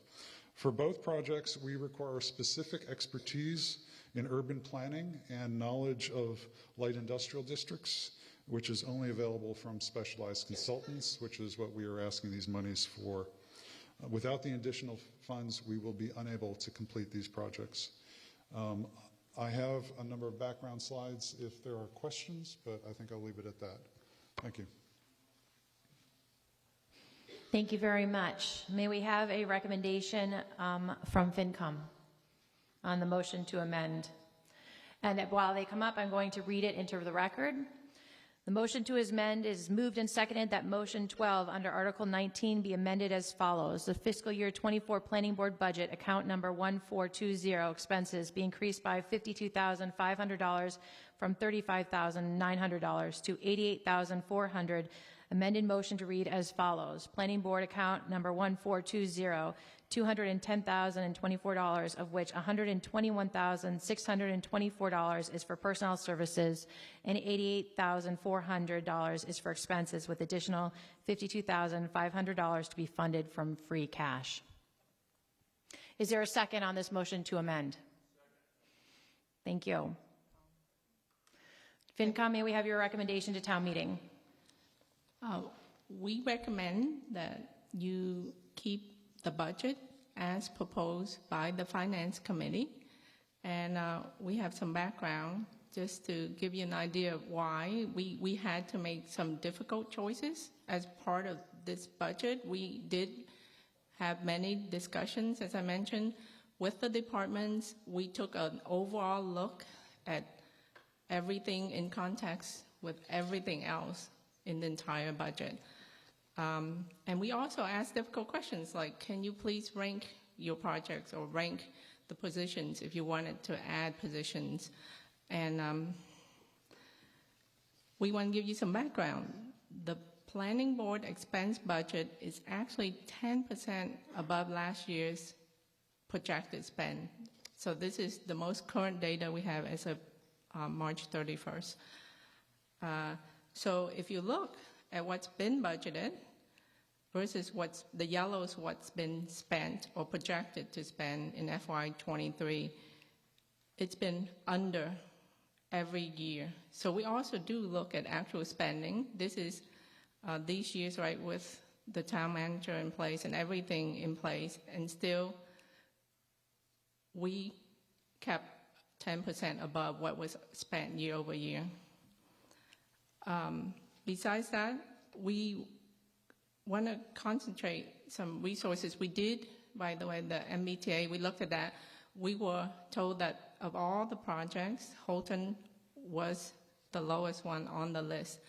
And even with all this, if for some reason it became a priority or something else happened, right? We don't see this project going through. Given historical trends, this project's been on for many years. It's not done.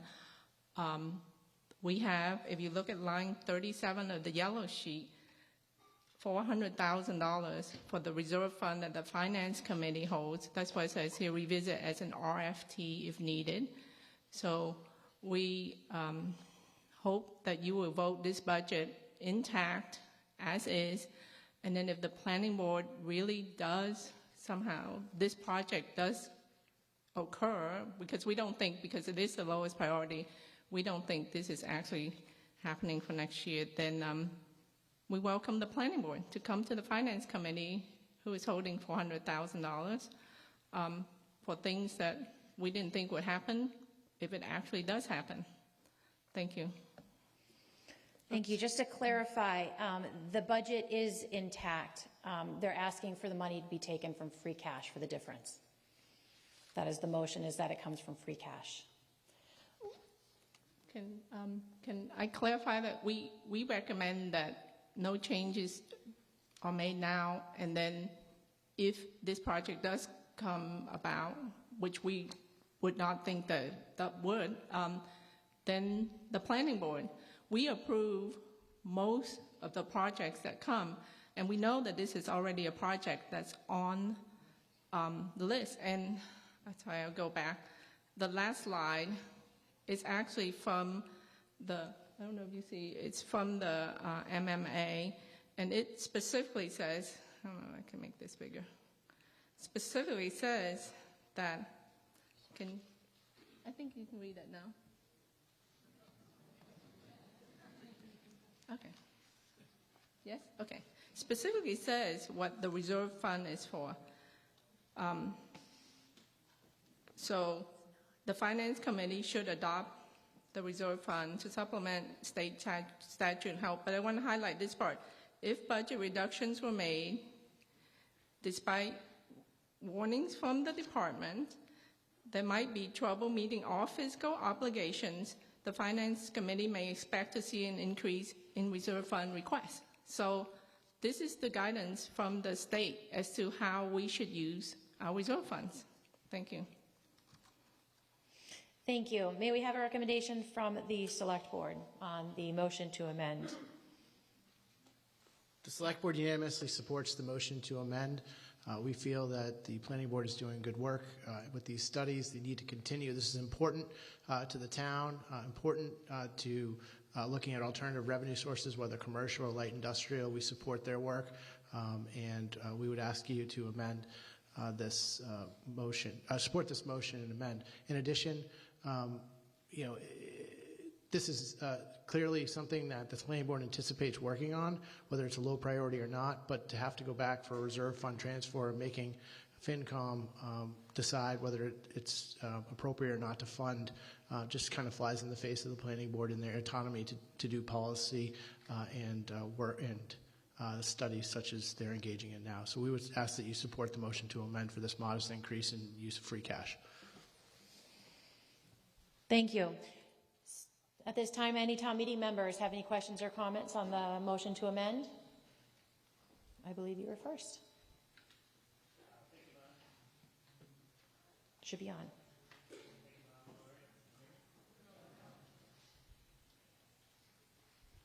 Get right in there. Right now. Okay.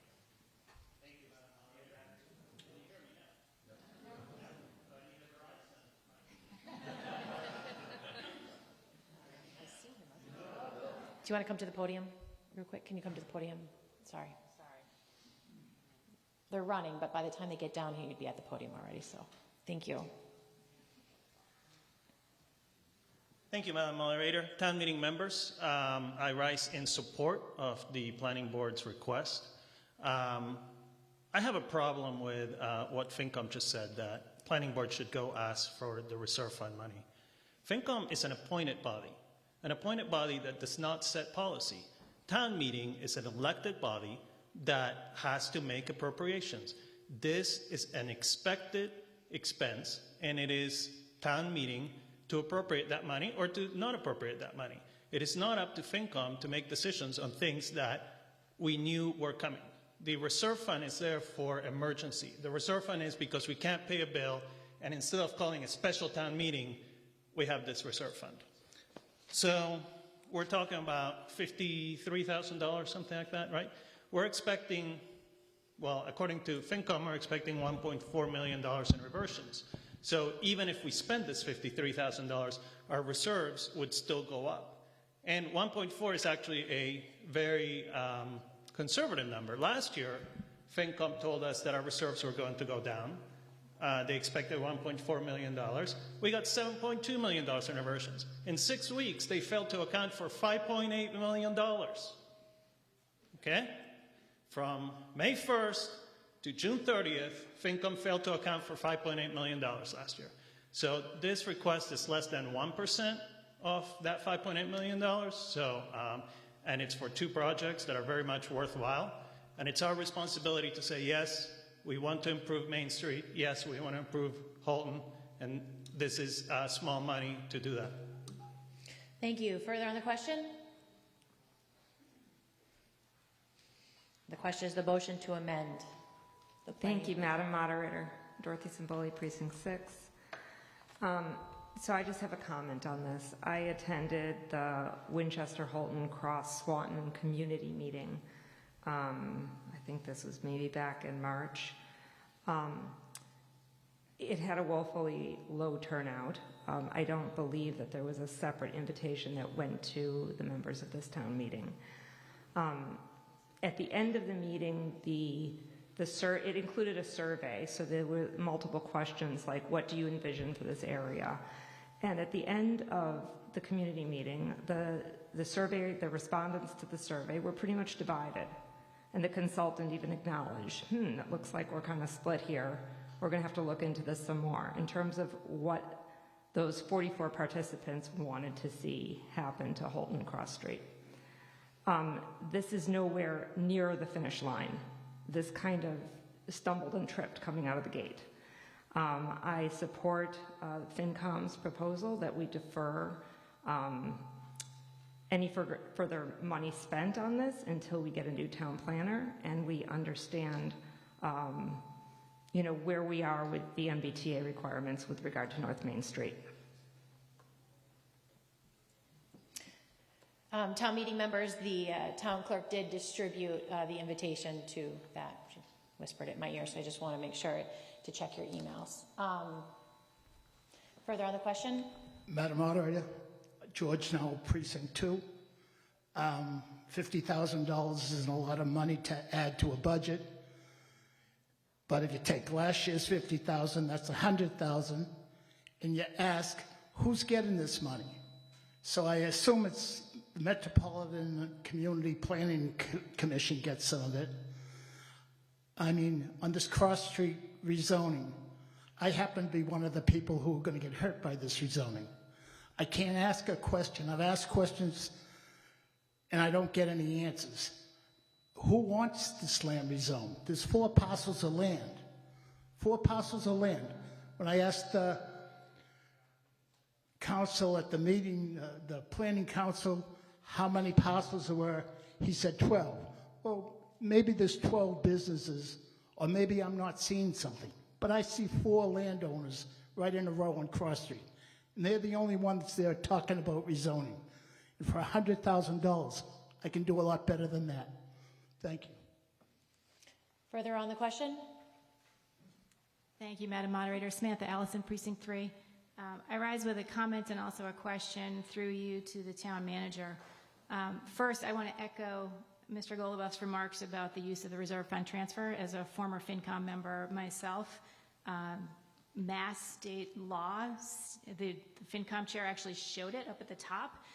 Reserve fund transfers are supposed to provide for extraordinary or unforeseen expenditures, and it's my belief that in using a reserve fund transfer in this way that we would actually be opening ourselves up to a potential audit risk.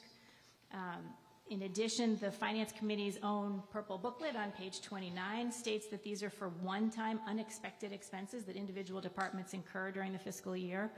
So I believe that as well, if the planning board thinks they need the money and they don't use it, it will revert back at the end of the year.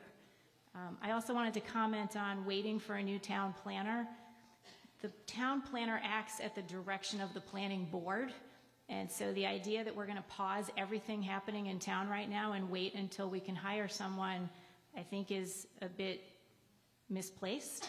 I commend the planning board for volunteering and stepping in that gap while we look for somebody, but there are just too many activities happening right now for us to pause on everything and wait. So with that, I support it. My question to the town manager, through you, Madam Moderator, is how would delaying some of these projects impact the efforts of the town? To the town manager, can you provide at town meeting some information about how delaying this may impact the town? I also am going to welcome the chair of the planning board to also provide that, as they may have additional information on the impact of the delay. Thank you, Madam Moderator. I would defer to Diab for his expertise in this area. I would say that the MBTA communities, as Diab said, we need to move that forward to spring 24 town meeting, and so a delay in being able to fund that's obviously an FY24 fiscal year timeline. So if this money was not included in the FY24 budget, and we needed to have something to town meeting by spring of 2024, then that would not move forward on that timeline if it wasn't funded. But I defer to Diab for questions regarding the Holton and other items. Thank you. Could you please provide town meeting before you leave what the MBTA requirements coming in from the state, or just so they know what you're talking about? Diab's the expert. There are just new requirements in terms of communities who are have commuter rail, bus, and rapid transit access to their communities to provide additional housing within a radius of that MBTA station. And I would defer to Diab for additional information. Thank you. Thank you. To the chair of the planning board, can you please provide town meeting direction, more information about what the delay would mean, and also I think it would be beneficial to town meeting to know what the MBTA requirements are coming in from the state around the MBTA stations. Sure, I will address those. The MBTA requirements came out a couple of years ago, and they state that if you are a community which uses MBTA facilities, and they break it up into three, we are in a commuter rail community because we have a commuter rail station in our town. They state that you must have a certain number of units zoned in a certain amount of area within a half mile of your train station in this our town, which must be zoned by right as multi-family zoning. What that means, it actually is a little larger than that. So we need approximately, I think I'm going to get this wrong, we need approximately 1,300 units to be zoned in town. Half of those have to be within a half mile, and half of the area which is in these districts has to be within a half mile.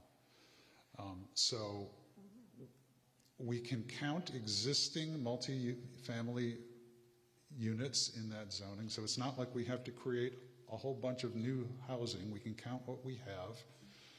We can count some of the, if we go up North Main Street, we can count some of the existing units there. We have enough units and enough density already in the downtown, so we're not looking at massive building there. We already have all of that. What we have to do is increase the area, and we're going to be doing that by moving up North Main Street, getting some of that area. Also going up the Parkview, believe it or not, the Parkview, because it actually happens to be larger than 5 acres. We can count that. That's already a high density unit. So the MBTA is saying, you are making use of MBTA facilities. We want to create housing which is more affordable, and we are going to require you to have this by right multifamily zoning. And so, like I said, it's split up into a number of different categories. So I can't give, if I didn't have a map up here, I couldn't show you everything. But the town is fairly close to doing that. But we have this intersection now between the plan for revitalization of North Main Street, and now we're going to be using the southern part of North Main Street, which is essentially between Skillings and Swanton, as part of our MBTA zoning. At the same time, we are looking at how we revitalize that area. And the key thing is that we want to include new commercial, but because the MBTA zoning means we have to have multi-family by right, we have to provide incentives for commercial. So this is where our urban planners come in, because they actually have done this. The firm we're working with, Foreman Place, they have worked in a number of communities. Their principals have actually they have developed multi-unit buildings. So they're very experienced in how you do this, how you mesh the needs of the commercial base with maintaining a streetscape that people want to go to. And one of the things we all know is that North Main Street is not particularly a place you like to walk. So the delay in this, if we delay the North Main Street work, then we have a real problem getting to spring of next year and passing zoning. And our zoning has to go to the state to be certified that it is compliant. So we put in this buffer. We said if we're going to go to spring town meeting, hopefully town meeting will pass it. We'll go to the state is going to make a determination, and then if we have to clean it up, we'll come back in the fall. But we have to get it done by next spring. So we need these monies now for that one. So the question as to the Holton Swanton. So I know there were concerns, I won't address them, but I can go into, we did send out notices to all the town meeting members. We ran an ad in the Daily Times Chronicle for a week. We had outreach to the Chamber of Commerce. We did as much as we could. So we have been working on the Holton Swanton Cross for about a year now. The original amount of money was actually granted to us by town meeting was $15,000. That's what we've paid so far for Holton Swanton Cross. We're looking for another $30,000 in order to take the initial conditions, which is looking at what kind of businesses are there, how many people are employed, what is the impact on the residences? Is there a way we can create buffers between the existing light industrial uses and the neighbors? There are neighbors that are really close to that, and they have not been heard for a long time. We are trying to make sure they're heard. So we have our contract with that consultant, it's the MAPCs for $15,000, is ending this July, and the next step is to come up with design guidelines and new zoning. And it's important to realize that what the consultant says is not necessarily what the planning board will decide. The planning board is going to take that person's recommendations and work on them because we have the knowledge of what people in this town want. The consultant is coming in and doing a sort of an impartial analysis. So what happens if we delay that? Well, what we've done is we're, to be honest, what gets me the most is we've told these people in these neighborhoods that we are listening. And if we stop now and we wait a year or a year and a half, we're telling them we're not listening anymore. So zoning is not something where you put in a new zoning regulation and in a year something happens. That's not the way it works. Zoning is something where it takes a while. And we know that we need to do it right on Holton Cross, and we know that there are contradictory opinions about how to work on that. But that's why we need someone who understands how you work with light industrial areas. We've discovered that we have a very unique resource because most of the light industrial areas around the state are going away. They're being converted to residential.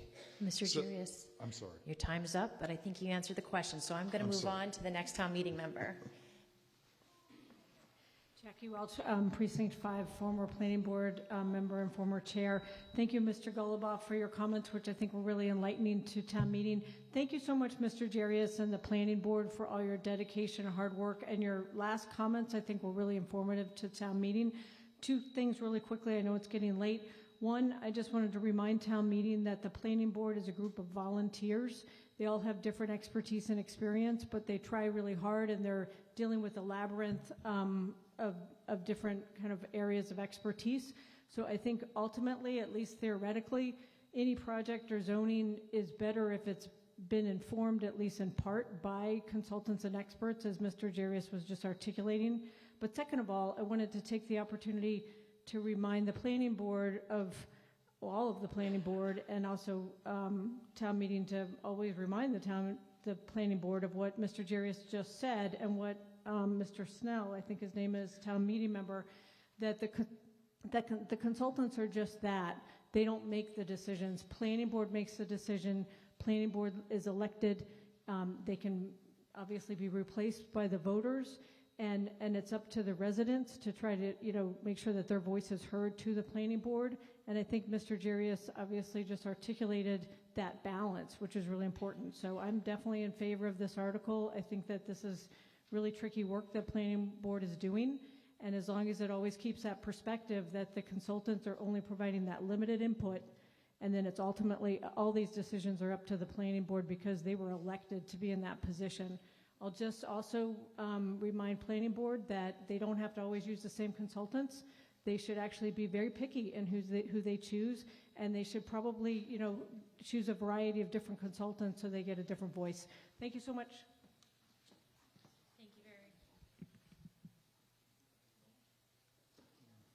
Thank you very much. Further on the question, we'll hear from these two members, and then we'll move the vote. Yes, my name is John Miller. I'm from Precinct 6. I'm a member of Finance Committee, but I'm speaking as a town meeting member. I just wanted to correct a couple statements that were made early, right out of the gate on this debate. First of all, of course, FinCom doesn't tell town meeting what to do. FinCom works for town meeting. We are your independent group of 15 people that look at what elected and other appointed department heads are doing and provide you with an independent, honest assessment of what we think should happen with respect to the budget. Of course, we're not telling you what to do. We are recommending. It's our recommendations. Second point, we are not coming up with outlandish numbers about turnbacks. Our estimates of turnbacks are based on years of data that we have. We consult with the controller. The controller is also very interested in turnbacks. We are not doing anything unusual on 3-year plans or turnbacks. We are mainstream. We are cautious. We represent you, town meeting. Thank you. Further on the question? I guess I'm going to hold on to it. Can you hear me? Yes. Catherine Hughes, I'm from Precinct 5, also a FinCom member, but I speak as a resident of, this will be my 39th year, I think, in town. You know, the number that Milyn put up earlier, 59% tax increase over 10 years, I find pretty astounding. Maybe some of you don't, but even after living here this long, that's a pretty large percentage to me. Milyn also talked about the fact that a lot of work was done to try to balance the budget this year for the first time in 10 years, and that at the beginning of the budget cycle, we started out with almost a $700,000 deficit. Every department in town, from what I can see, had to make cuts and had to do some soul searching to try to get to those numbers. So the pain was definitely felt across the board. And again, I go back to numbers. I'm fundamentally, I guess, an analytic person. But for the past 3 years, I mean, FinCom has not even spent the money that's been allocated to it. This year, they're at 61%. Last year, they were at 64%. The year before that, at 13%. They're not even spending the money that they have. I would also suggest to you that in the conversations that I personally have had, and I know other members of FinCom have had with the planning board, we've been very sympathetic to the fact that we've heard consistently from them, and I don't doubt it for a minute, that the planning board has been overworked and working, probably doing the jobs of 3 different people because they've been without a planner for 6 months now. The planner left in January, so which is the reason why there's probably going to be a $65,000 give or take turn back to the town from the planning board this year because they couldn't spend the $65,000 on the planner. But beyond that, the numbers that we're talking about are only on the expense line. They're not on the personnel line. So again, spending 60% of the expense line, of the expense budget that was allocated for this year. And yet, they're asking for a 66% increase in the budget. So they already haven't spent the money that they've been allocated, but they want another 66% on top of that. I mean, just mathematically, that raises a lot of questions in my mind. And I would not doubt that any of these projects are valid. Diab explained them well. They all have merits to them. When we talk to them, the priorities that I have consistently heard, and most recently on the planning board call 2 weeks ago, were that the MBTA issue is a major issue for the town. The North Main Street project, a lot of work has been done on that, and that those are the number 1 and number 2 priorities that should be pursued. And I fully support that. I think that makes a lot of sense. A lot of good work has gone into those things. And I haven't heard any objections to pursuing those 2 projects. So my take on this is why don't we focus on those 2 projects with the limited resources that we have and try to use the monies that have been allocated in the budget. And by the way, what FinCom voted on is a 10% increase over what actually was allocated for this year. So they are getting a bump in the budget. They're actually getting another 10%. So it's not the full number that they want, but the $35,000 that was cut was specifically with Holton Street in mind because it was prioritized as the least important project. And again, I go back to the fact that we're down resources right now. People are working above and beyond, doing more, and they're by their own expression, they're saying that they are strained to the breaking point on this. So to me, it makes sense to kind of focus in on fewer things, try to get them done, and get them done successfully so that the town can move forward. So with that, I would encourage you to vote against this. Thank you. Thank you. I would like to remind all FinCom members, if you come, please don't say we. It's you. Just want to make sure that we are keeping it with our open meeting laws and that your chair represents all of you. I just wanted, I was going to take a vote. You got up right after I said it. Do you have something quick to say? I was going to move to the vote. I have something that I'd like to say. Okay. After that? stay seated. All right. My name is George Nowell Jr. From Precinct 2. I urge unfavorable action on this, mainly due to the Cross Street, Holton Street component of it. I attended the Zoom hearing where I learned that one of my property was being considered to be rezoned from light industrial to general business, of which I learned 4 similar properties that like mine were also being considered for that. I had no idea prior to that this was even a consideration. Of those 4 properties, we've learned from Mr. Jarius that light industrial is precious. There's one residential abutter to those 4 properties. And I don't think the town should eliminate any light industrial properties. The town has systematically eliminated many areas in Winchester that were previously zoned as light industrial, and there's simply not enough properties in town where landscapers, contractors, carpenters, oil delivery companies, and waste management companies operate their businesses. Most of these businesses provide services to Winchester residents, and if there's no legal place for these companies to operate, it will become more expensive for residents, and it will ultimately eliminate jobs for residents. I don't need a consultant to tell me that. So with that, we are going to now at this time vote. There is a motion to amend the motion for the planning board's budget. I want to be very clear to town meeting what this vote actually is. It is to appropriate an additional $52,500 from free cash. It does keep the budget balanced, as noted, but the money, what is being proposed is that $52,500 is coming from free cash for continuation of studies. The other thing I want to make sure the town meeting knows, new town meeting members know, is that zoning can never be changed without the vote of this body. So at this time, it's just a vote for consulting fees, essentially. It is not for any zoning changes for North Main or Holton. It is for additional studies to take place. That is what the request is for. With that, it requires a majority vote. I'm going to have you move to your clickers, and we will do that. A vote in favor will change the amount allocated to the planning board in their expenses to increase to an additional $52,500. A vote in favor will keep the line item as is and not provide the planning board the funding for their studies. No? It's a motion to amend.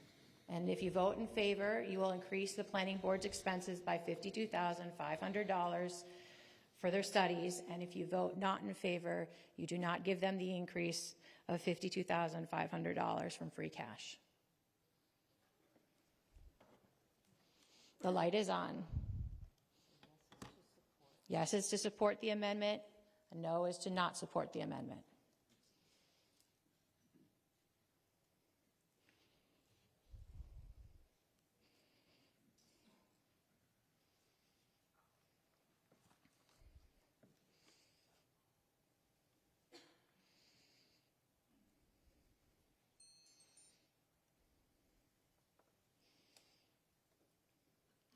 Simple majority required for a motion to amend.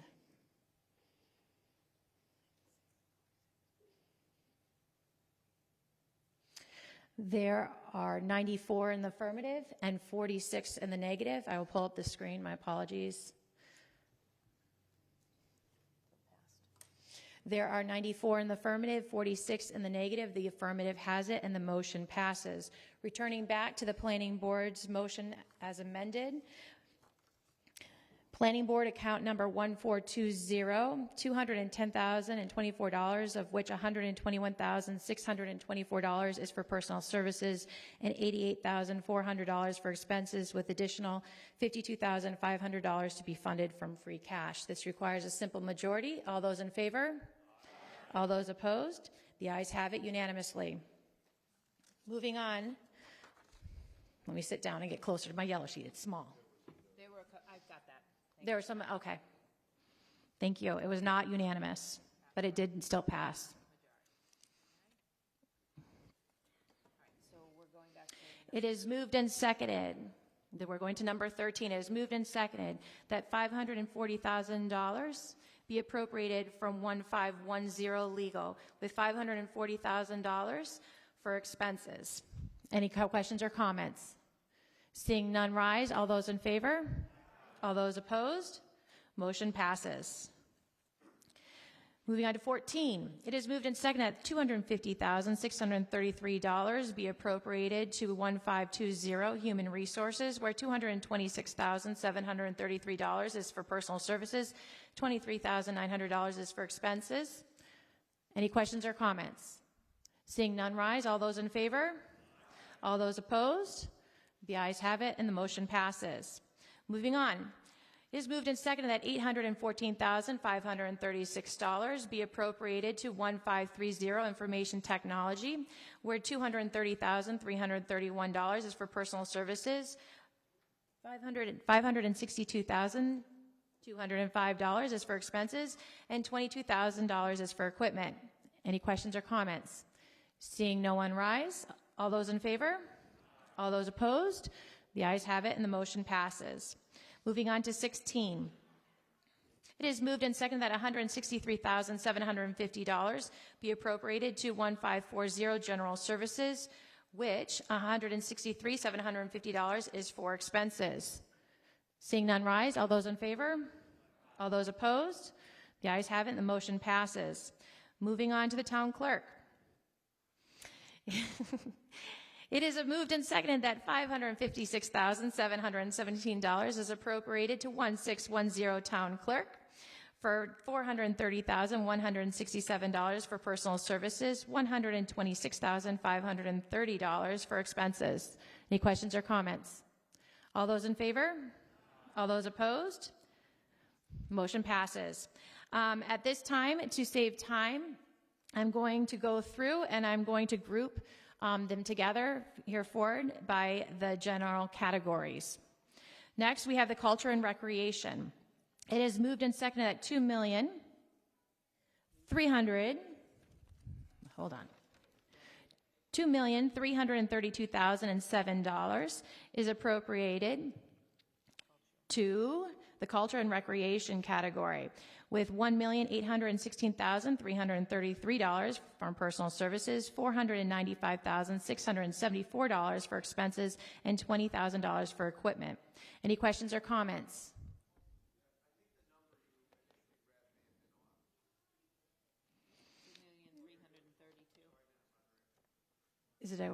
Would you like me to reread it? I'm all good. Thank you very much. As you know, there's a lot of numbers on this sheet. Any questions or comments? Seeing none rise, all those in favor? All those opposed? The ayes have it, and the motion passes. Moving on to the Health and Social Services Division. It is moved and seconded that $995,624 is appropriated, which $858,787 is for personal services, and $136,837 is for expenses.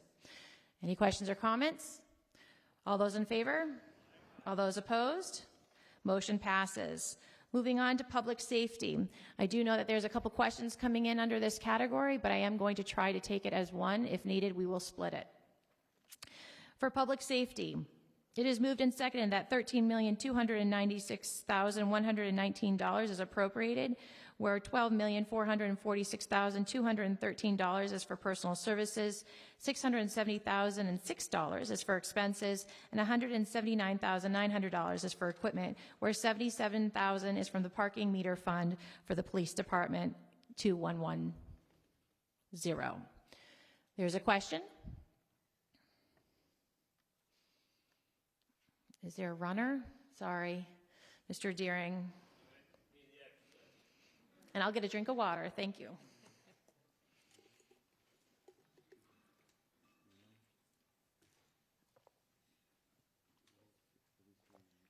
To you, Madam Moderator, I'd like to ask the Town Controller a couple of questions, please. First question is, what are the receipts that we receive each year from the fire ambulance services? To the comptroller, if you'd be able to provide town meeting information on the receipts that we receive from the fire and ambulance services for the town of Winchester. Stand by. In the comptroller report, there should be a revenue detail history that outlines what we've received in the last several fiscal years. Just have to find it. Page 6. In FY19 for ambulance services, $633,000.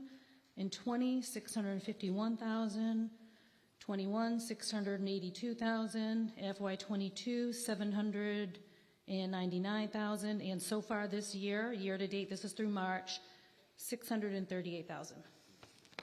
And where does that get credited to? Like when your taxes come in, so much go to different departments. Where does that money go once it comes in? To the comptroller, can you provide town meeting information on where the money that was received from the fire and ambulance services is allocated to once received? Yes, it's included in the local receipts of the general fund. So the revenue of the general fund, which funds all of the town services, you've got tax revenue, state revenue, and local receipts. It's one of the components of local receipts. It's in the fees section. Okay. And then of that money, when it's in that general account, what accounts actually receive money from it? It's not the fire department by itself. It's all departments, isn't it? That's my question. To the comptroller, can you inform town meeting that once that money goes into the general account, who has access to the money in the account? The way the general fund revenue and budget works is all of the revenue that we estimate and or receive funds all of the expenditures. Nothing is specifically dedicated to any line items in the general fund budget. I understand that, but I'm saying by the end of the year, say that there's $400,000 still there. Where does say roughly $200,000? What department received the $200,000, or what project received the $200,000?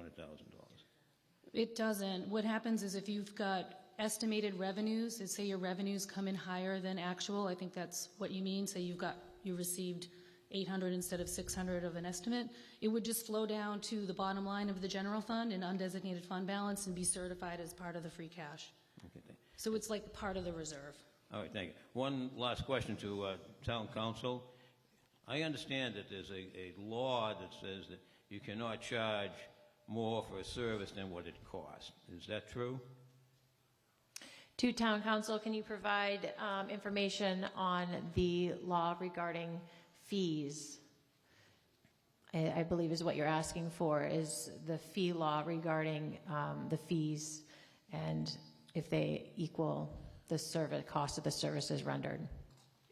You're generally correct. Jay Tallerman, Town Council. You're generally correct that fees, when we assess them, should be a reasonable estimate of the services you're getting. They're not profit-making ventures. It's not an exact science. It's fully within the realm of reasonableness when we're setting rates and fees, with the exception of some, but you're generally correct. Thank you. And then I assume that, I shouldn't say that, is it expected that those funds that come back, does it come back to the whoever generated the service? So if they say there was $50 they received, does that go back to where the funds where the services were generated from? It depends how you collect the fees. There's numerous ways of collecting fees, different kinds of funds, whether they be revolving funds or, as discussed, whether they go straight to the general fund. There's different funding mechanisms and ways to collect fees. Some of them would go directly to the program that is collecting them, and some would go to the general fund as a controller. Thank you. Just to give a reason why I asked this question. If you look in the yellow sheet, you see a lot of transfers from the parking fund and from the cemetery fund. I don't see any transfers, say, from that account to the fire department, where the ambulance service actually was a source of those funds. So that's what my question really was based on. Thank you.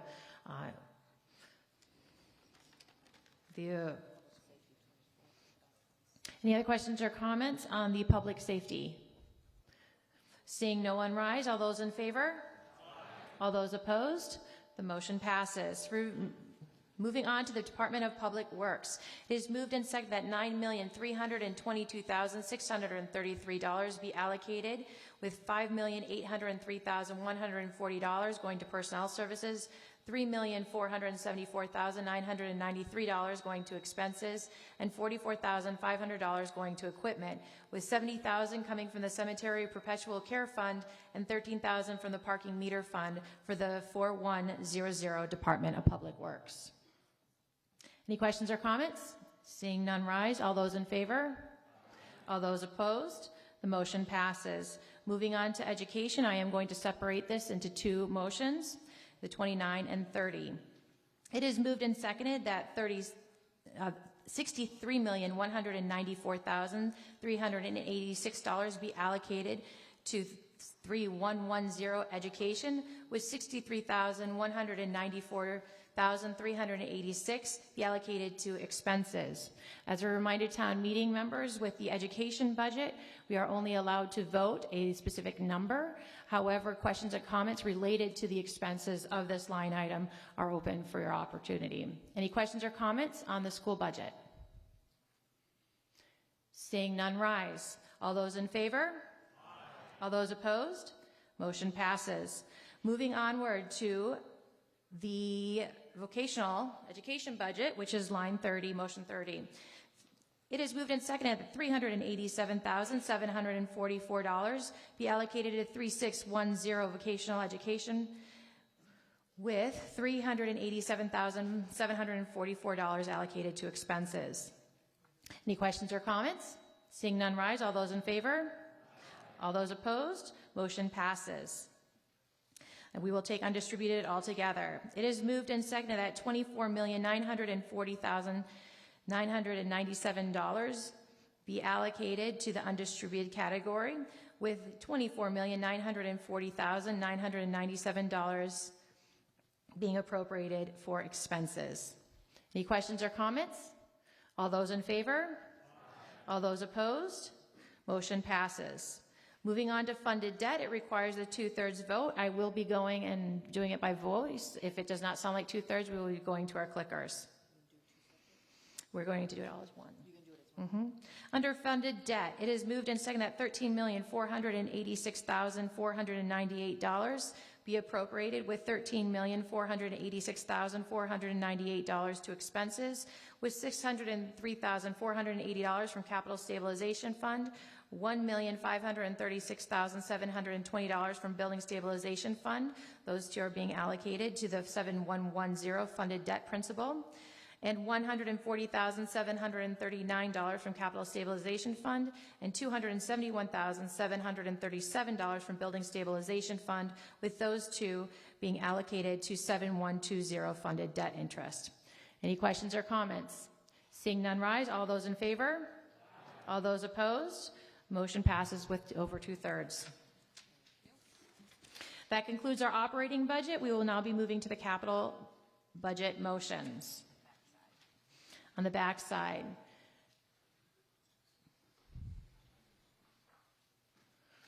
I think we're going to just keep going through this. Capital went through this with you previously. And so we're going to keep going on. It is moved and seconded that for capital, that $2,012,000 be allocated to capital, with $1,230,000 being allocated to expenses, and $782,200 being allocated to equipment. With that, the special funding sources are $125,000 from the Capital Stabilization Fund for ADA projects, $500,000 from Capital Stabilization Fund for DPW roads and sidewalks, $115,000 from Capital Stabilization Fund for transfer station trash trailer, $300,000 from Capital Stabilization Fund for the street sweeper, $280,000 from Capital Stabilization Fund for the front end loader, $55,000 from Capital Stabilization Fund for the wildland fire suppression rescue vehicle, $35,000 from Capital Stabilization Fund for the Wedge Pond water quality improvements, $275,000 for Capital Stabilization Fund for the Woodside Road corridor improvements, $32,000 from Capital Stabilization Fund for the Parkhurst Gym air source heat pumps, $70,000 from the Cemetery Trust Fund for the Cemetery Trust Fund, $100,000 from free cash for deferred maintenance, and $125,000 from water and sewer retained earnings for water and sewer MS4 Year 6. Any questions or comments? Seeing none rise, all those in favor? All those opposed? Motion passes with over 2/3. Moving on to Article 20. Article 20 is on page 27 of your 2023 Spring Town Meeting Handbook. It is moved and seconded that $11,796,699 be appropriated for the Water and Sewer Enterprise Fund, of which $1,585,609 is for personnel services and $10,211,091 is for expenses, and that $1,748,909 be included in the appropriations from the general fund for indirect costs and be allocated to the Water and Sewer Enterprise Fund, raising a total of $13,545,608. On behalf of the article is the Finance Committee. Did you have any comments you wanted to share with town meeting at this time?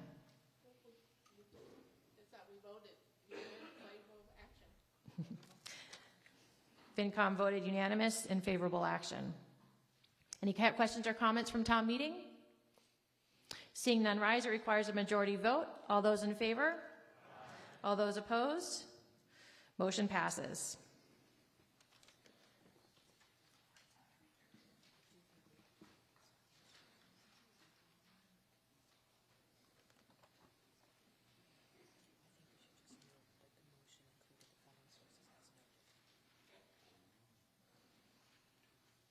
All right, so the town clerk just would like me to reread this a little bit differently, and we can just do the vote again, just to make sure we're on record, given that the funding sources. It is moved and seconded for the water and sewer that $11,796,700 be allocated to the water and sewer enterprise, which $1,585,609 is for personnel services, $10,211,091 is for expenses, and $7,805,881 is coming from the water and sewer receipts. $5,413,897 is from property tax levy in accordance with Chapter 110 of the Acts of 1993, and that $325,831 is from retained earnings. All those in favor? All those opposed? Motion passes. Moving on to Article 21. 21 is on page 28 of your motion booklet. It is also on your yellow sheet. It is moved and seconded. I will read both versions of this. They're equivalently the same with some minor language.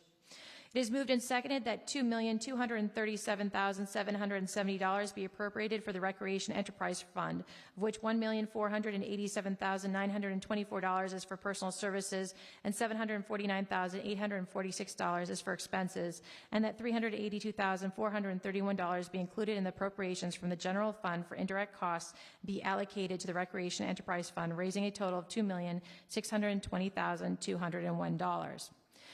This also means that the recreation, it is moved and seconded that $2,237,770 is appropriated to the Recreation Enterprise Fund, where $1,487,924 is for personal expenses, $749,846 is for, $1,487,924 is for personal services, and $749,846 is for expenses, of which $2,445,201 is from the recreation program receipts and $175,000 is from the town's tax levy.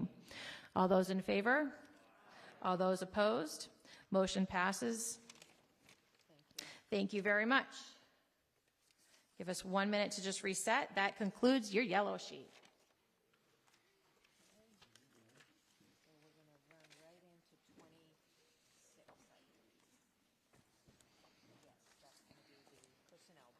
We are now moving on to Article 26, which is the Personnel Board. A majority vote is required for this article. On behalf of the Personnel Board is Peter Chimetz. And just so everyone knows, because some town meeting members have asked that their article be moved up in town meeting, and one of the reasons they are always the last is not because we don't like them, because we do. It actually has to do with the business, type of business they do, and they need as much time as possible before, given if they're on contract negotiations or different things going on. So they always are last to give them the maximum amount of time to prepare for this moment. Well, we'd happily get that out of the way earlier, just not to be your nightmare. All right. Too late, yes, too late. We went first once, it just totally spoiled us. All right, tonight we have 4 motions before you. The first 2 relate to the salary increase for the non-union town employees. The first is to pass the increase, and the second is to pass the money associated with it. Motion 3 is related to drivers at the Council for the Aging. This is a raise of their salary. There is no associated appropriation related to it. Motion 4 is to juggle some positions. It's to produce some, delete some, create some. You'll see the list. Motions 5 through 7 is for the contract with the clerical union. With the clerical union that closed out earlier this year, and we're ready to deal with that. And finally, motion 8 is to move money into unallocated wages to cover future contracts that are going to close this cycle. Okay. First, motion 1 increases the non-union pay scale by 2.5%. This is across the board for all of the professional, technical, non-union members. The Personnel Board recommends favorable action, whereas motion 2 pays for the increase. There's a total of $246,342 that will be raised for this motion, of which $202,909 is raised from the tax levy. $9,713 comes out of water and sewer retained earnings and moves into the water and sewer department, and $33,720 is transferred from the recreation program receipts. We recommend favorable action on this motion. Motion 3 deals with the reality of hiring drivers to drive for the Council for the Aging. So this changes the pay scale for those drivers. I believe this is to address issues related with hiring and retention. The amount of that change is in the, I don't know why I missed it, sorry about that, but I think that's in your book somewhere. Sorry about that. We can stop if people have questions and I missed that. So motion 4 is to create and remove several positions. We add a PT11 bibliological services librarian to meet the current needs of the library's operation. I think this is paired with the PT9 removal that Library Network Administrator has removed. There's a PT13 financial analyst that is added to the Comptroller Department. Oh, treasurer. I'm getting whispers, treasurer, so I believe it's treasurer. Reclassification of water treatment power plant operator from a PT13 to a PT15. And this is in recognition of what the job actually entails now. So there's a change in the job description to keep up with the actual requirements and responsibilities of the project. The Personnel Board recommends favorable action on motion 4. Motions 5, 6, and 7 relate to the clerical union. Motions 5 relates to actually adopting the contract itself. The other 2 relate to paying for it. So the contract change, at least as far as those that affect money, is a 2.5% increase for all 3 of the fiscal years that the contract covers. FY23 is retroactive, FY24 is and FY25 obviously in the future, and a related FY24 is already taken into account in this year's budget that you just passed. There are 2 new levels of longevity pay. There's longevity pay increases at 5-year intervals up to 25 now. We're adding 30 and 35. For the levels that are before 35, those numbers stay the same, and we add, at 30, we add $3,000, and at 35, $3,500. There's the addition of the Juneteenth federal and state holiday. You'll see that in all of the contracts that are being closed out in this cycle. And finally, there's a change in the sick leave buyback policies. So now that you can buy back all of your current year sick leave up to and leaving 15 days. Oh no, up to 15 days would be paid back at a full day's pay, and any remaining, i.e., leftover, carried over from previous years, would be paid off at $50 beyond that. So the Personnel Board recommends favorable action on motion 5, which is to accept the contract. This is an analysis of the expense of the actual effect of the contract change. As you can see in year 1, it's just straightforward 2.5% increase with the addition of the $2,200 in longevity pay increases. And then you start seeing the compounding. So in FY24, it's a 2.5% increase over the previous year, but a 5.1% increase over this year, and finally in the third year in FY25, again a 2.5% increase over the previous year, and a compounded 7.7% increase over the previous year, over the present year. And because of some number of people who are stepping up in age, you'll see that FY24 and FY25 have slightly more money in the longevity pay. I think that's probably one person. They're expecting to go from 30 to 35 years. Oops, I left it. Oh no, I already got the banner. Okay. In motion 6 is the appropriation for the money in FY25. As you remember, FY25 is retrospective. It's and we now have to go back and pay for that year. So the total cost of this is $36,942. $30,687 comes from unallocated wages, FY23 unallocated wages, $3,068 from water and sewer retained earnings, and $31,87 from recreation retained earnings. The Personnel Board recommends favorable action on motion 6.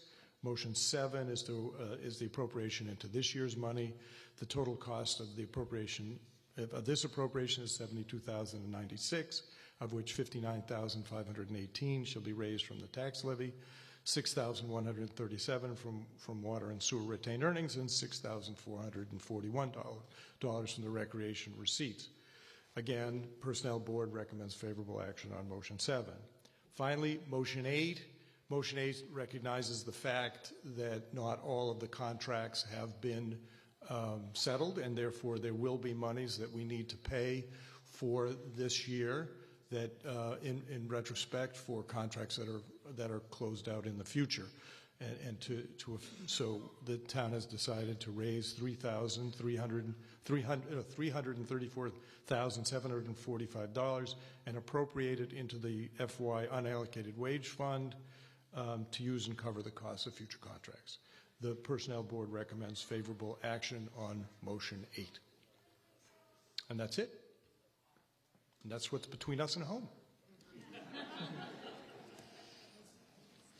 Thank you so much. May we have a recommendation from the Select Board on Article 26? The Select Board unanimously supported Article 26. Thank you. May we have a recommendation from FinCom?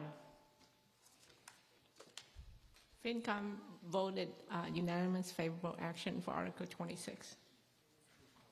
Thank you. So town meeting members, as a reminder, at the beginning of the meeting, I asked a motion to dispense of the 7-day rule.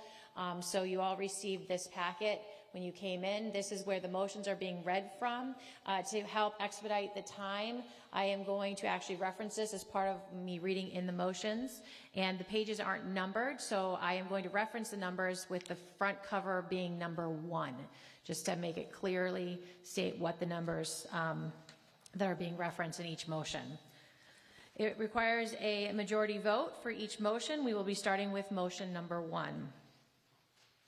It is moved and seconded that the town's compensation schedule be amended to fund a proposal 2.5% COLA effective July 1st, 2023, as recommended by the town manager and the personnel board, as set forth in Appendix C, proposed fiscal year 24 non-union municipal compensation schedules, proposed 2.5% COLA, July 1st, 2023, on Schedule 2, CS compensation schedule of fiscal year 24, Schedule 3, PT compensation schedule of fiscal year 24, Schedule 4, management schedule, fiscal year 24, Schedule 5, miscellaneous positions compensation schedule, and Schedule 6, recreation compensation schedule, are grades. We will try by a voice vote, and if I cannot determine it from that, we'll go to our clickers.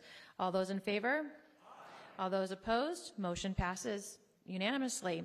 Moving on to motion 2, it is moved and seconded that the town appropriate the sum of $246,342 to various fiscal year 24 municipal personnel services budgets as listed below to fund a 2.5% COLA for non-union municipal employees effective July 1st, 2023. $202,909 shall be raised on the tax levy. $9,713 shall be transferred from water and sewer retained earnings, and $33,720 shall be transferred from recreation program receipts. All the department numbers and their allocations and total appropriation is further stated on page 2 of your packet. Any questions or comments? Seeing none, rise. All those in favor? All those opposed? Motion passes unanimously. Moving on to motion number 3. It is moved and seconded that the town's compensation plan be amended effective July 1st, 2023, as recommended by the town manager and personnel board, as set forth in Appendix B, proposed classification of positions on Schedule 5, miscellaneous compensation schedule of fiscal year 24, July 1st, 2023. Any questions or comments? Seeing none, rise. All those in favor? All those opposed? Motion passes unanimously. Motion 4, it is moved and seconded that the town's compensation plan be amended effective July 1st, 2023, as recommended by the town manager and the personnel board, as set forth in Appendix C, proposed classification of positions on Schedule 3, PT compensation schedule, fiscal year 24, July 1st, 2023. Any questions or comments? Oh, sorry, there's more on the next page. Schedule 3, PT compensation schedule, fiscal year 24, July 1st, 2023. Add PT-1, graphical services librarian. Add PT-12, financial analysis. Reclassifying the water treatment plant operator from a PT-13 to a PT-15, and delete PT-9, library network administrator. Any questions or comments? Seeing none, rise. All those in favor? All those opposed? The ayes have it. Motion passes unanimously. Moving on to motion 5, it is moved and seconded that Schedule 1 of the town's compensation plan be amended, revised, and modified in accordance with the recommendations of the Personnel Board as set forth in Appendix D-SEIU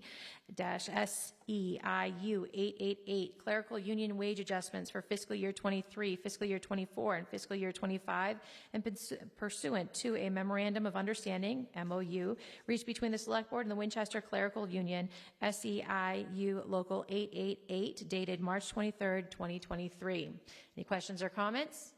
Seeing none, rise. All those in favor? All those opposed? Motion passes unanimously. Moving on to motion 6.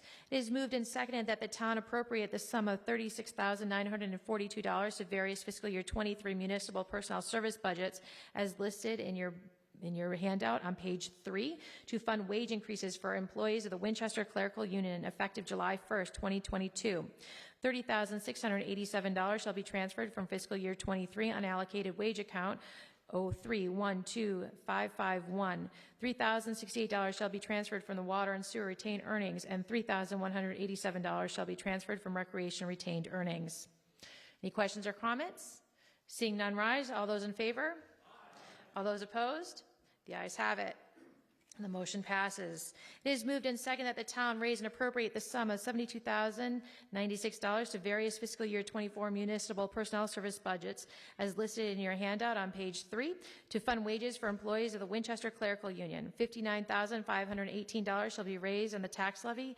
$6,137 shall be transferred from water and sewer retained earnings, and $6,441 shall be transferred from the recreation program receipts.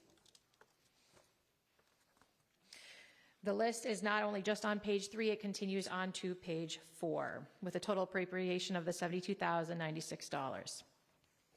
Any questions or comments? All those in favor? All those opposed? The ayes have it and the motion passes. Our last and final motion of the evening, Besides adjourning, it is moved and second that the town raise and appropriate the sum of $334,745 for the fiscal year 24 unallocated wage account to provide for the revision and adjustments in salaries and wages and other benefits for unsettled collective bargaining agreements for municipal union employees of the town for fiscal year 24, said sum to be allocated pursuant to subsequent town meeting votes. Any questions or comments? Seeing none, rise. All those in favor? All those opposed? Motion passes unanimously. At this time, the moderator has received no motions under Article 27 and 28, so that concludes our business for our spring 2023 town meeting. The town clerk would like to remind you to return your clickers. May I have a motion to adjourn? Is there a second? All those in favor? All those opposed? Passes unanimously. Thank you very much, and the meeting is dissolved.